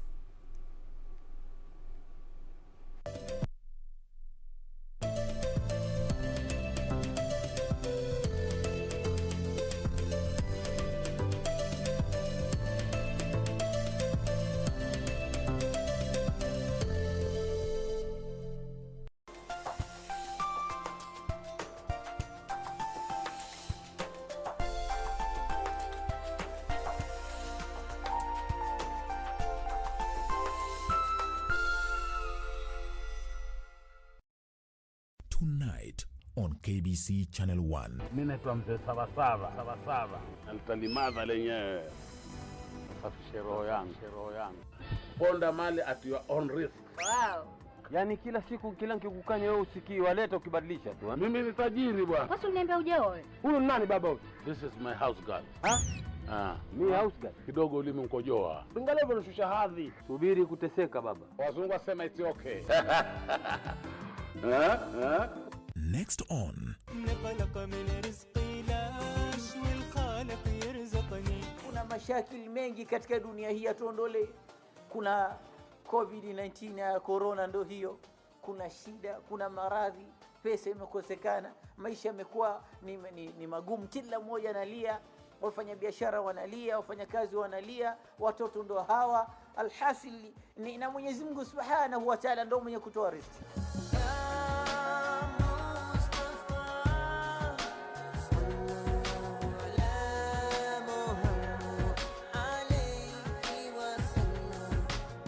Next on. Hivyo wasema kwamba mke wangu aliniacha kwa sababu sikumpa mapenzi. Umejibu mwenyewe. Mwanamke bwana mambo mawili bwana. Kula na kuvaa. Huwezi kunizuia mimi kwenda hiyo semina kwa taarifa yangu. Umenielewa? Upende, usipende, nitakwenda semina kwa sababu mimi siku zote najulikana ninachokianzisha huwa sikiachi kama hakijafika mwisho wake. Masudi pole.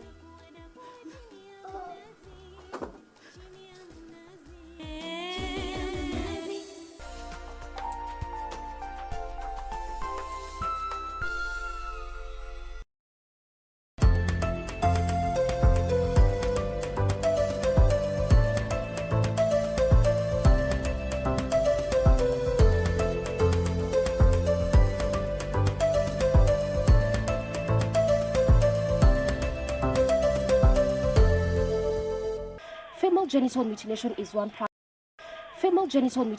one practice, just in various parts of this country, different counties, with prevalence being in places such as Kisii, Embu, Meru, Taita Taveta, and even Kuria.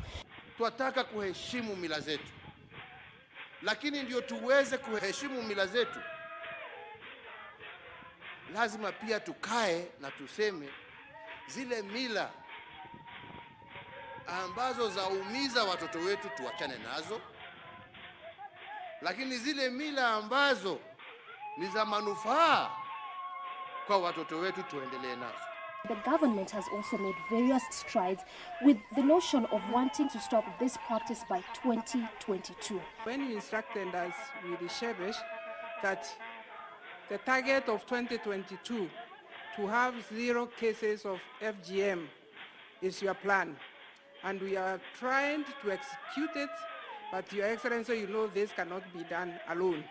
First, let me thank the elders, because when they signed the declaration in the State House about 2 years ago, that was one of the new things that we, as an intervention, because fighting FGM requires several interventions. One of the intervention is where we brought in elders because they are the decision makers. In this documentary, we learn about. Nilisema nataka kukeketwa. Alishika hiyo maneno kutoka kwa nyanya yake, akaja naye kutuambia ati yeye nataka. Tulienda tukakeketa msichana mmoja, akamblindi.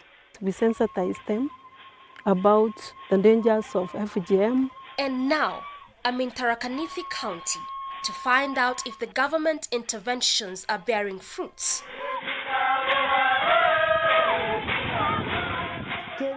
Kaire ntige tonga ananka gerero ngabanakaya akandinga mukono ntige tonga ewa kwa mware enwa mugambo ntoweya. I got an appointment with Fides Kithinji, a reformed ex-cutter who practiced FGM for decades. She underwent the cut. Wakati nilitahiriwa nikiwa mkubwa, sababu si hakuna kampuni. Unajua hii ni kampuni yako sasa. Sasa unaona wewe ukiacha huyu akitahiriwa na huyu atahiriwe na huyu mwingine, wewe huwezi waachwa peke yake. Sasa unakosa kampuni. Unajua kampuni. Sasa hiyo ndio inaniwezesha nitahiriwe, sababu hakuna mtu tunakaa na yeye. Nitakuwa peke yangu. According to Fides, it was more of a ceremony than an event. Sasa wakati huu ni wakati wa ule mtani, ile mwenye kutahiri anavaa hivi. Hata ukimwona na njia unajua yeye ni mwenye kutahiri. hata mwenye kutairiwa akiniona anajua ndio ule mtaani. Anaitwa mtaani. Sasa zamani mwenye kutairi alikuwa anaenda akiwa anaimbiwa. Anaimba. Sasa akienda pale ataingia pole na msisana naye hapa ndio mwenye kutairiwa atatokea. Na hii mlango amalisio mambo yake na mimi nitakuwa pale nje. Sasa hii inaitwa ovia mtani. Na hii ni nkio ya mtani. Hii mti inaitwa lamara. Yaani ile pimbo ya mtani. Ukienda kusukua mtani kama mtu anikujia hapa kama unatumano kama vile vijana. Kijana kama ule anakuja ananiambia tunataka uende ukatairie kwetu. Sasa leta ile pesa unakuja naye ili niweze kutoka. Kiniasia 1,000. Sasa nitampea hii. Ona, ataenda naye akijua mtani akienda atapelekea yule mwenye kutairiwa mwambie ukiona hii ujua hakuna utabadilika hata ukikataa tunakushika kwa nguvu. Poverty made Fides to become a cutter. Sasa nikaona nione kama nikitairi nitapata pesa. Sasa nikaanja hapo umuhimu nikafuatilia wale walikuwa na barua. Wajua huku kutairi zamani ilikuwa ukienda kutairi na unaenda unapea chibu pesa. Unakupatia barua unaenda kutairi nayo. Sasa ukiwa unapata ile barua utaenda hivyo utakuwa ukienda bila amuke. Asubuhi saa 12 umetairi. Umemaliza na unapewa kitu. For one to qualify as a cutter, one had to cut at least 10 young ladies. Wajua ulikuwa unatairi kisirisiri, hakuna mtu anajua kama unatairi. Unaenda unatairi, unakujua unatairi unarudi. Sasa ukirundi vile wajua ni kama vile unapewa mtihani unapita. Sasa ukikuwa na watu 10 wako, sasa hiyo ndio kama unafunuliwa. Unapatiana ile sakura wanakura alafu wanakuambia sasa wewe endelea kabisa. Ni kama vile unafanya mtihani wa form 4 kama ukapita uende university. Later on the day, I received a call from Sarah Karimi from Kirimangare village, Kanjuki sublocation. She is one of the few women who voluntarily went for the cut. Nilisema nataka kukeketwa. Ukeketaji ulikuwa mwingi na ilikuwa ni passion. So kama hujakeketwa hauna kampani. Mtu anakaa for how long yarudi kwa sawa kabisa ile mpaka anaweza toka aende nje atembea ndio na shughuli zake kwa kawaida. Utakaa mwezi. Na hiyo mwezi uketi kwa nyumba ni mambo gani ambayo unafanyiwa? Kama ile kuappreciate umetoka from one stage to another stage. Kiutamaduni kuna mambo mingi walikuwa wanafanya. Utaletwa watu hata kwa kuchape. Uko na kidonda na utachapwa. Utaambua kama ni mambo ya kuheshimu mama mwenye amekuwa supporter wako. Utaambua mambo ya kama unapita njiani ukutane na wazazi wako, unapaa wewe unaingia kwa kichaka, wanapita. Upusi mwingi. Peer pressure also pushed her to go for the cut. Wakati niko darasani nilikuwa na stress. Sababu naona wenzangu wameenda kuolewa. Kama rafiki yangu nakumbuka kuna mmoja aliolewa tu vile tu sasa tulirudi mashuleni. Yeye akakuwa tayari alikuwa na boyfriend lakini sasa vile amepita hiyo section sasa amekuwa sawa.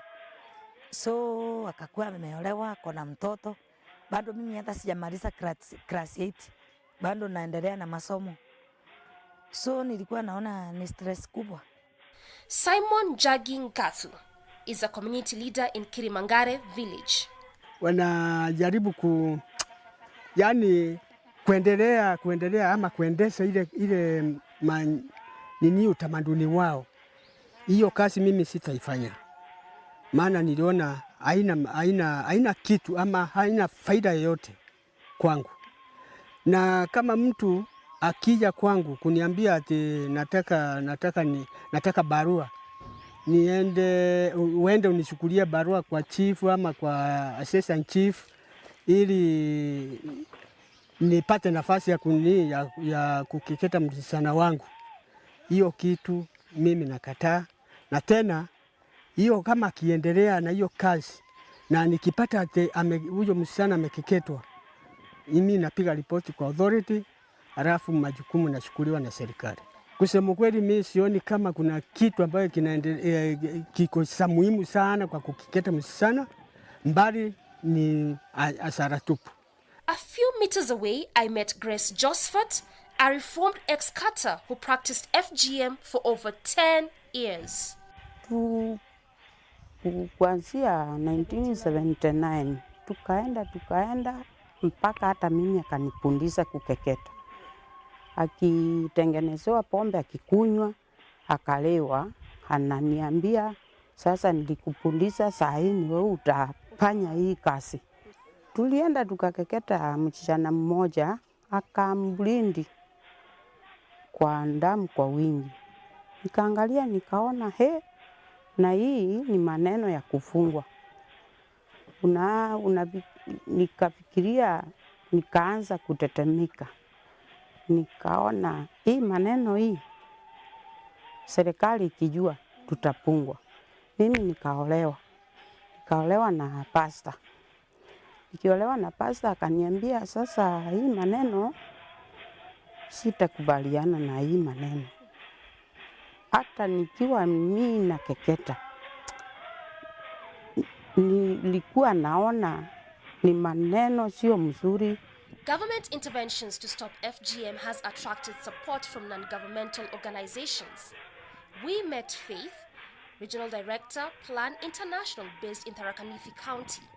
A lot of progress has been achieved towards eradication of the practice, with a lot of emphasis on working with locals, mainly the role models, women and men that are in support of ending the practice, women that have progressed well in their career and have not gone through FGM, and others that have gone through FGM are career women but are against the practice and have been able to stop the practice in their own families.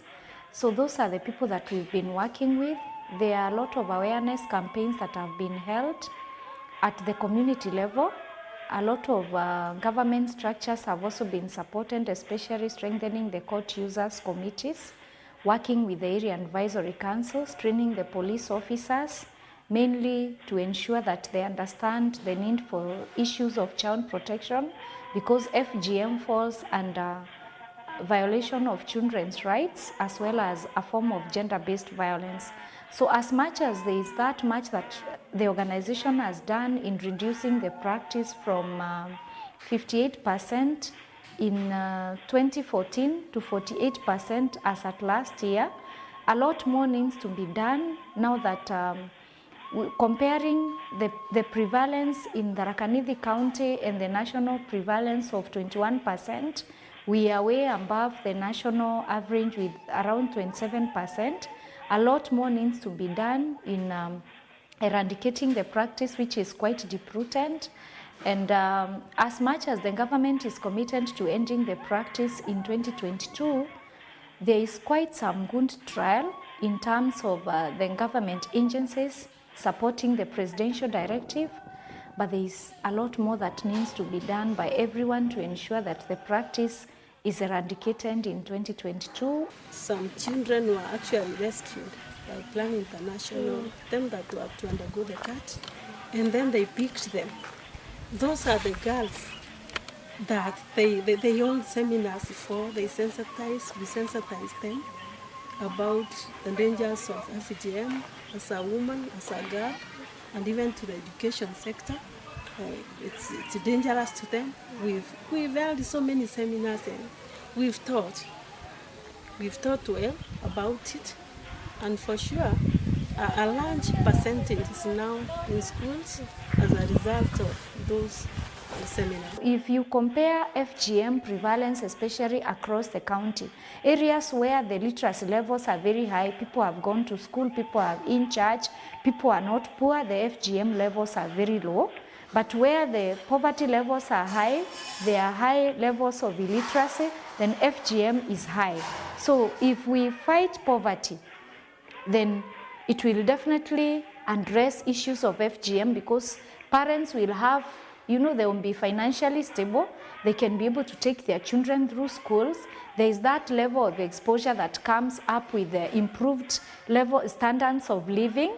There is that interaction with the outside world that brings in the natural transformation from embracing the cultural practices that are retrogressive to encouraging education, to encouraging support of education and hence eradication of FGM in an area. My visit to Tharaka Nithi County left me with hope. A hope that come 2022, FGM prevalence will be zero. A hope that girls will be given equal opportunity in the society. I will visit Tharaka again.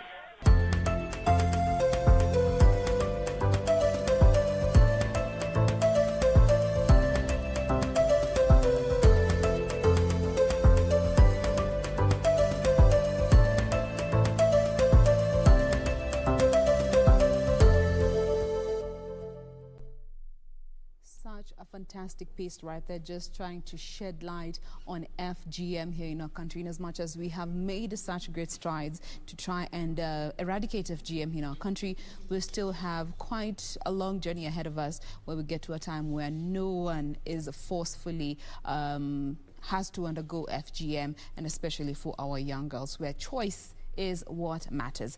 Now, from that, we want to get into our final discussion for the day, and this is on our lifestyle segment, all about supporting the young youth out there looking to make good and earn a decent living, because we're living in a time where the economy has proven to be mambo ingine ngumu sana, but how are we just trying to be creative and make the most of what we have where we are? In studio this morning, we have one gentleman. He is Churchill Otieno, but better known by his performing name, Churchill Papilito. Good morning, Churchill. Hey, I'm fine. I'm just fine. Karibu sana. Good morning, Kenya.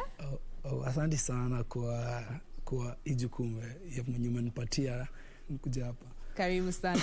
Maybe unaweza anza na kutupatia your social media handles. Our viewers can also wanaweza kufuata. They can also get to see what you do before we get to talk about it. So, I'm Churchill Papilito, guys. My real name is Churchill Otieno. You can find me on YouTube as Churchill Papilito, on Facebook, Churchill Papilito, on IG, Churchill_Papilito. All right.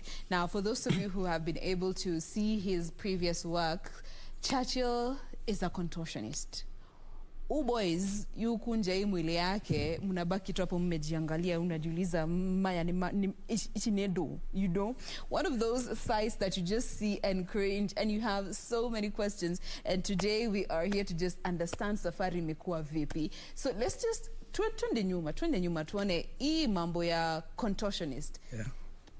At what point ulikuwa interested nayo? Interest yako ilianzia wapi? So in mambo ya contortion mimi nilianza nikiwa nikiwa form 1. I think it was in 2018.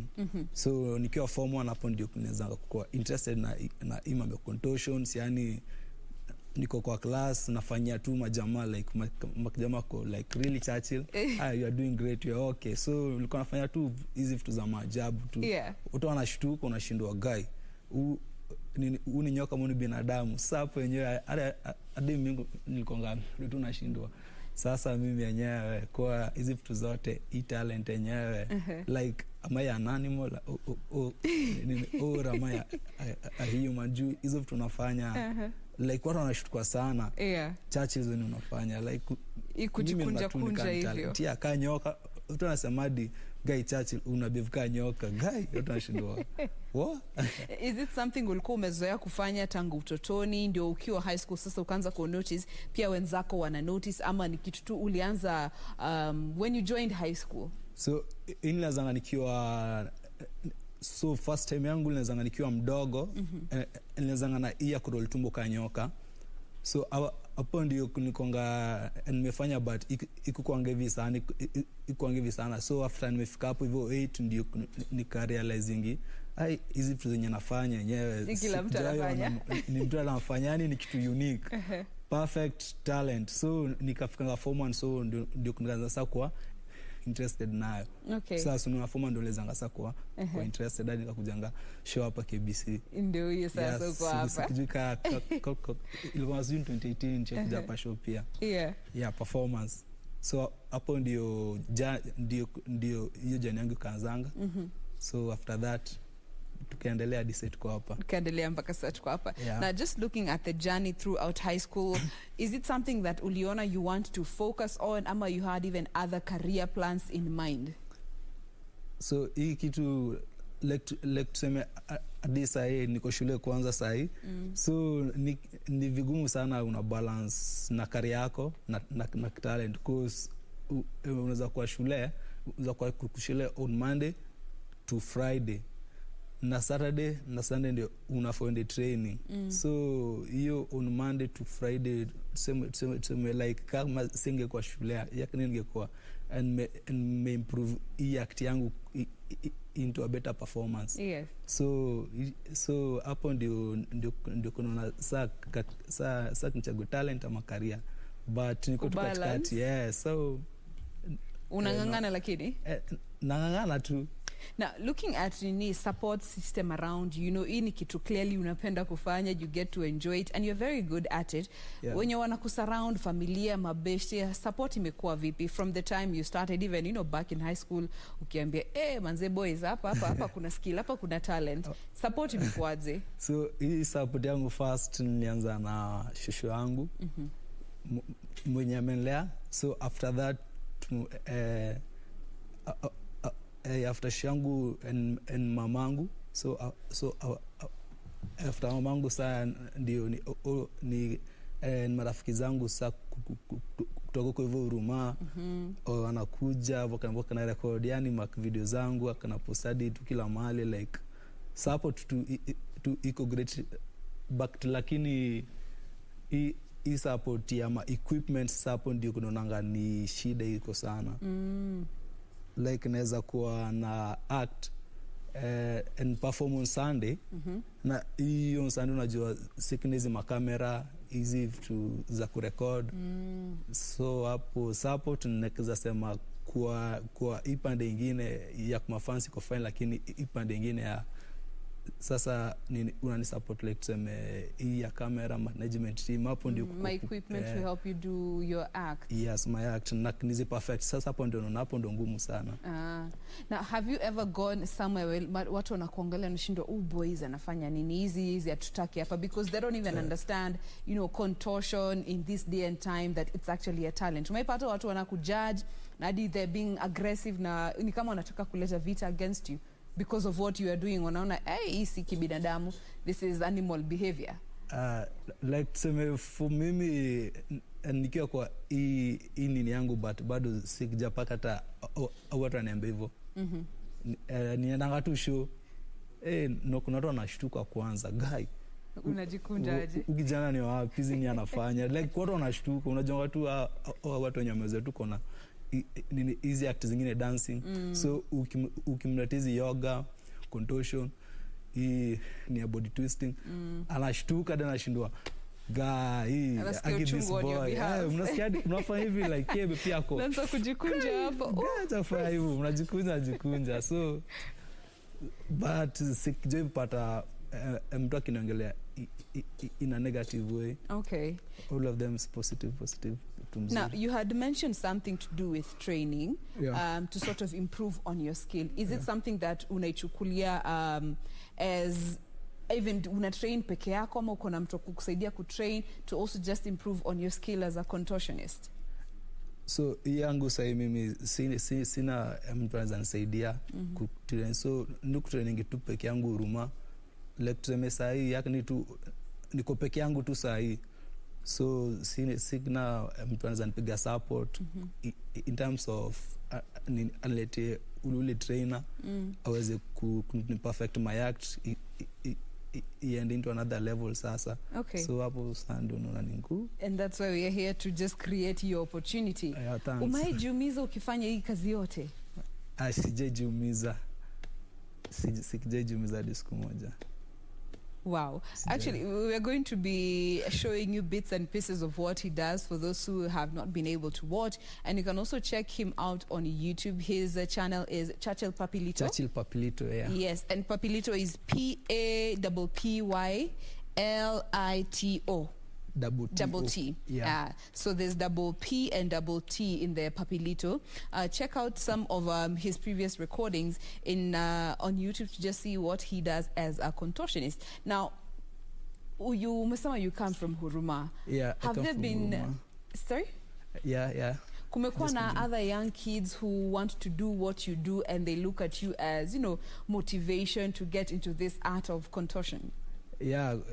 Iko tuwa kototo watu wenye yakini tuseme hiyo area yetu like kwa watu wanaona wasema like guy Churchill nataka nikukaa yake nataka unifundishe like mnaambia hizi vitu zangu najua hizi za kuzaliwa hizi so uwezi kufundisha mtu kake hajajitolea sasa so unamwambia tu just work hard na ukiwa mbigi unifuate tu niza kuja na kutrain so hivyo tu. Now, in terms of opportunities zenye ungetaka to be able to perform, ni places kama zipi una performingi your contortion in a place where, cause location ni muhimu, huwezi kaenda ukiperformia watu kila mahali, ni places kama zipi wewe una perform? So mimi na performingi kwa malls. Unaweza nitadi kwa nyumbako na uniperformie camera form kwa mtu mmoja ama watu wawili ama mtu tatu ama in a mob of justice people. So unaweza perform tu kwa any audience lakini in specific places. Only in specific places. Yeah. Na unakuanga na charges because you look to also earn a living. Yeah. Kuhustle ni lazima, kuget dough ni lazima. Is this something yenye umeanza kumonetize ama bado hujafika hapo? So like unaona hii act yangu pia mimi nataka pia ni kulia ndani.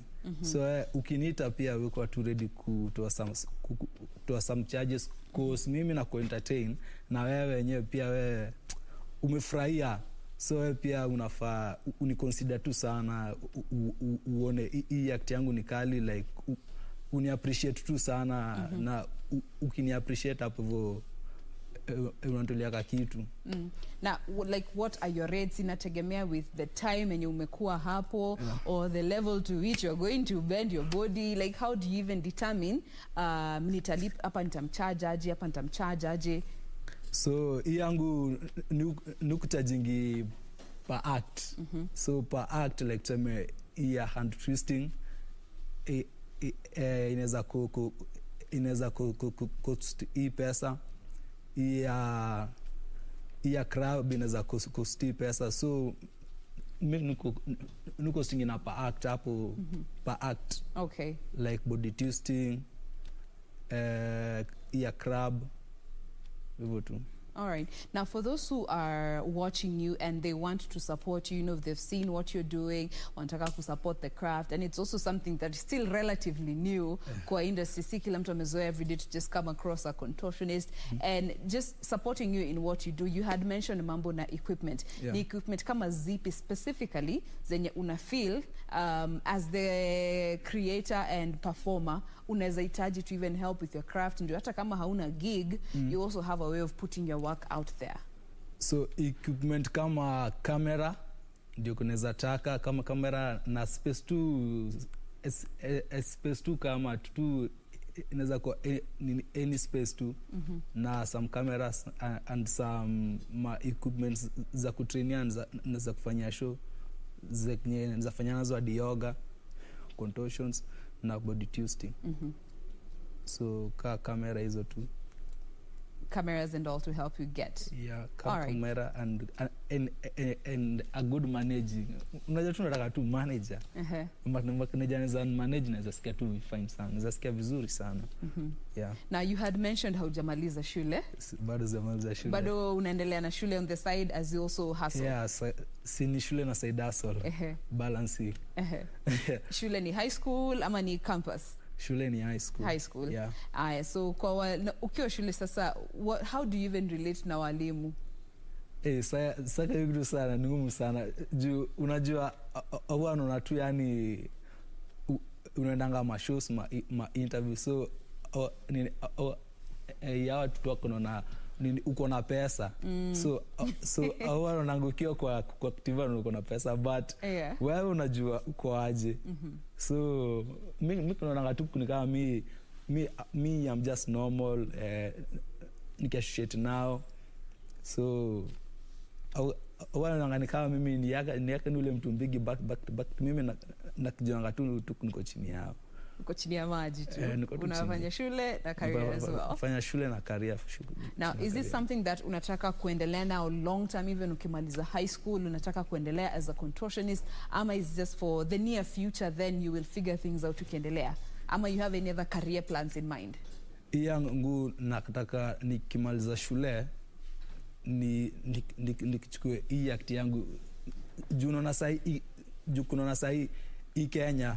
So na act ndio inalipa. Unaweza pata kama hawa musicians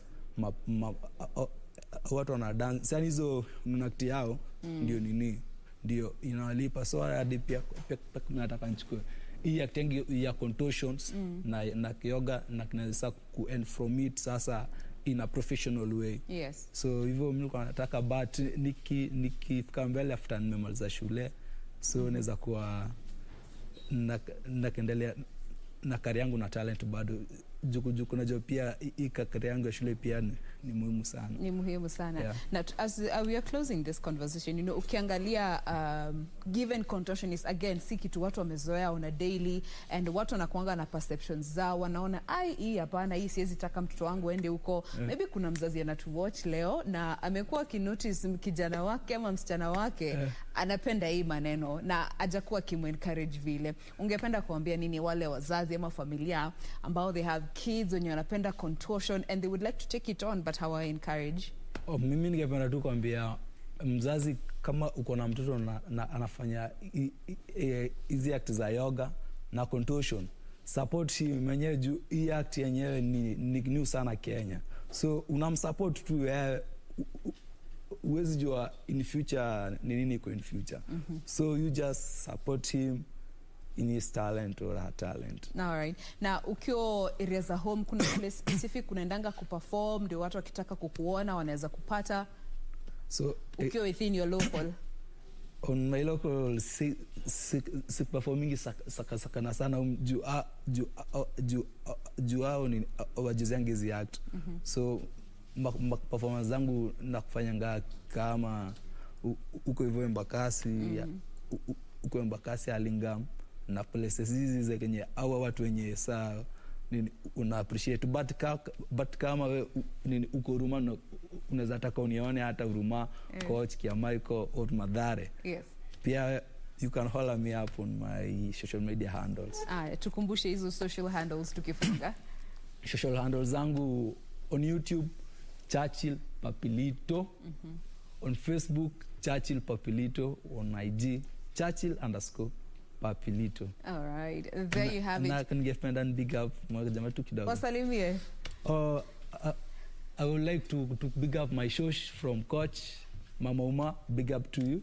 Dennis from Uruma, big up to you, and my sister from Uruma, Lydia Chieng, big up to you, and my mom Judith Anyango.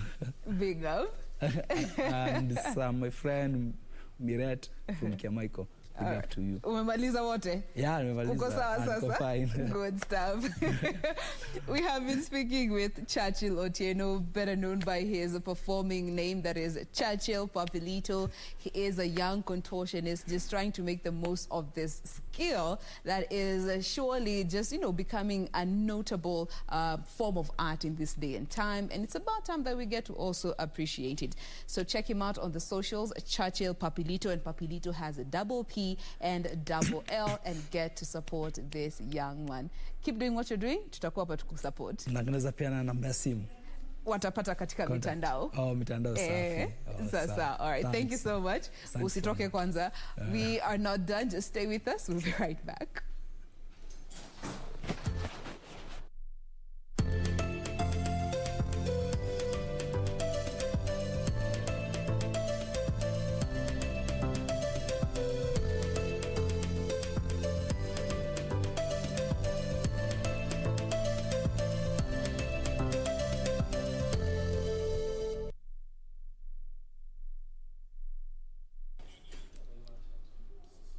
And we're back.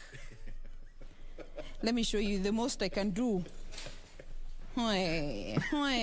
Msinione mkani judge hapa. Vicky, how far can you control your body? Jen, you did an interview here. The first interview, were you affected by anyway? Like, Ile yoga. No. There is an interview you just did. Yeah, Rastafari. Wait, cheza. Vicky, una burn. You finna burn, man. Yeah, made the girl go cool. No. Wow. Back to factory setting. Back to factory setting, all right. Yes. So here we are. We've been following up so much that has been happening across the country. And of course, around 30-45 minutes ago, IBC Chairman Wafula Chebukati addressed members of the public who are still waiting for the results at the Juja Tallying Center, that is Mango High School, for the Juja constituency. And of course, he gave a lot of concerns. He's also quoted as saying that the police were largely to blame for the chaos that rocked that particular constituency yesterday during the elections. And he's also affirmed his position that those who are arrested will be charged according to the law. And as it stands right now, we just need to cross over to Gladys Mungai if she's ready to give us a feel. Oh, thereabout. There we have it. So, Jen, a lot has been happening. And just from your perspective, why do you think Juja by-election is that hotly contested? We had ODM in Kisii, Bonchari. It's a done deal. Yeah. And here in Juja, it had to force IEBC chair himself to go there. Yes. Okay. What do you think is the whole thing? You know, I think this goes back to, number one, two things. The fact that we're nearing the elections, we need to accept that. It's something that, it's a trend that we have witnessed from past elections. The years have been a true testament. Anytime we approach the general elections, there's always some form of chaos that erupts, and by-elections are just a catalyst when it comes to that. And number two, looking at what happened yesterday, we did see Chebukati come out to say that it is not the responsibility of the police to ensure the security of the tallying process or the integrity of the tallying process, and by virtue of them being involved, catalyze the entire situation. And we heard from Gladys earlier on that the police that are there, it's quite, the number is quite high to just make sure that they are maintaining peace the much that they can. But according to Chebukati, he did say that, you know, their presence there, in one way or the other, they were overlapping in terms of the responsibilities that the IEBC has and the police has. And at the end of the day, from what we have seen today, you know, working together is what was really essential at this particular point. And I think that's also one of the reasons as to why tallying has resumed, as we had seen less than an hour ago, Exactly, yes.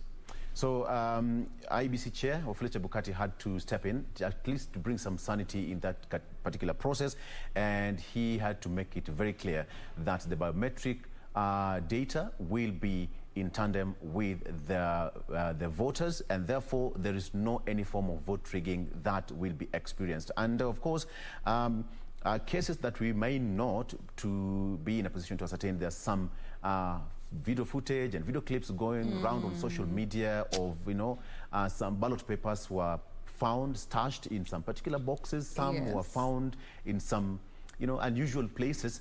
And this boils down to what usually happens. It has to be a matter of sanity in an election, because people are going for an election in the next few months to come. And therefore, when it's just about to get to this particular point, then it's creating a very bad precedent even for the next general election, because it's going to be a tough one come 2022. And it's a battle of who is going to win it. And each and every politician will just want to make and put, you know, to have his or her A game in place. So it's not about that. But in Kisii, Oimeke has clinched the seat, and we wish him all the best and congratulate him, and even the contestants. But most importantly, Bitutu, the lady who contested, she threw herself into the battle, and she did her best. And, you know, she just has to go there. I mean, you must just fight it out with the men. They say that, you know, politics meant for men. Who said that? politics knows no gender. Exactly. That is what we say here. And Yeah. at least the by-elections in Bochari was rather peaceful. Not much chaos was reported on that end. The results were officially put out this morning with confirmation with the actual figures. Again, what Victor had mentioned earlier, to just remind you what the figures stood at. Pavelo Imeke won with 8,049 votes, followed by Jubilee's Zebedeo Opare, who garnered 7,279 votes, and of course Teresa Bitutu of UDA, who came in third with 6,064 votes. And just looking at the information that has been put out there, the voter turnout stood at about 50%, with about 52,955 constituents casting their votes yesterday. And so many people had actually termed this particular by-elections in Bochari as a three-man race. Yes. In as much as it wasn't just three candidates. But it was termed as a three-man race. And of course, those three particular contestants right there are the ones that we have just mentioned. They are the ones who constituted the biggest chunk of the votes that were confirmed. Absolutely. And as I said, I think my winner in Bochari is one Teresa Bitutu. As a lady who, it's her first time to contest, and she managed to garner 6,964 votes. So, yes, you've come third, but you are a winner as well, because starting for the first time and getting that vote, that number of votes, is no mean feat. So, for the woman power, Teresa Bitutu, congratulations, you've done well. All right, so it's that time that you have to say, voila. We gotta love you and leave you, but nonetheless, we will be represented by our fellow colleagues as we get to give you an update and just give you get to you the confirmed results from the IEBC, the Juja for the Juja by-elections as and when they are ready. We will be sure to keep you posted on all that. Gladys Mongai is on location, so you definitely want to catch up with our subsequent programs to get to know the latest in what is happening in Juja. Absolutely. And you just have to look forward to tomorrow. We have a very, very good show lined up for you. You want to see ladies behind the wheels? People usually say that ladies can never be good drivers.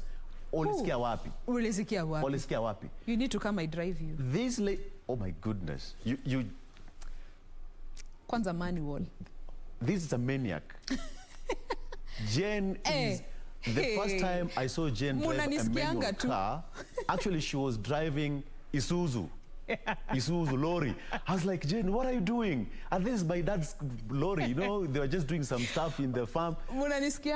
From here, she's going to the farm. Kubeba manure na, you know, Napier grass. So, Norma. So tomorrow the ladies will be here. We call them 6-star queens. They drive Subarus, you know, the kelele. They'll be here tomorrow, so it'll be 6 stars kind of a show. It will not be a 5-star show. It will be a 6-star show tomorrow.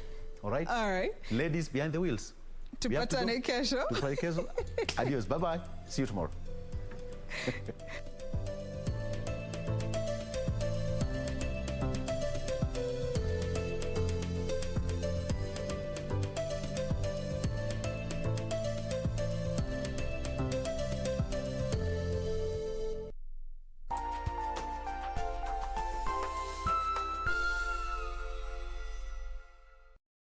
Tonight on KBC Channel 1. I really don't know what to say. You know, I just couldn't come up with a reason. Amaya, I can provide you a reason. Yes, and I'm sure that Maximiliano will finally leave you alone after that. Now I'm getting more convinced that it was you who's behind the flood in the warehouse and the harvest robbery at El Paraíso. I have no doubt that was you. Constanza, dear, don't. You mustn't hurt yourself this way, don't. It's not worth it. Listen, the love that you have once shared with Max just doesn't exist anymore. Next on. Kama tufikiri pesa, uonge kwa hivyo huko. Hii shati iliteremka kutoka binguni kakupata kwa mwili. Wewe mama unafukuza mchungaji. Wacha nikuambie. Biblia inasema tunatingisha huu uchafu na katingishie huko. Nasema hivi, umekuwa ukilia usiku na mchana. Unataka mtu karibu na wewe. You need company, my sister. This is time for your breakthrough. Hebu let me go. Ni nini wewe? Tufungulie, mlale. Kwani hapa ni kwako? Tufungue. Hebu unaenda wapi? Si kwangu. Kwani hapa ni kwako? Nakuulizaje hapa ni kwako? Sio bibi yangu. Nani bibi yako? Huo ni ungwana.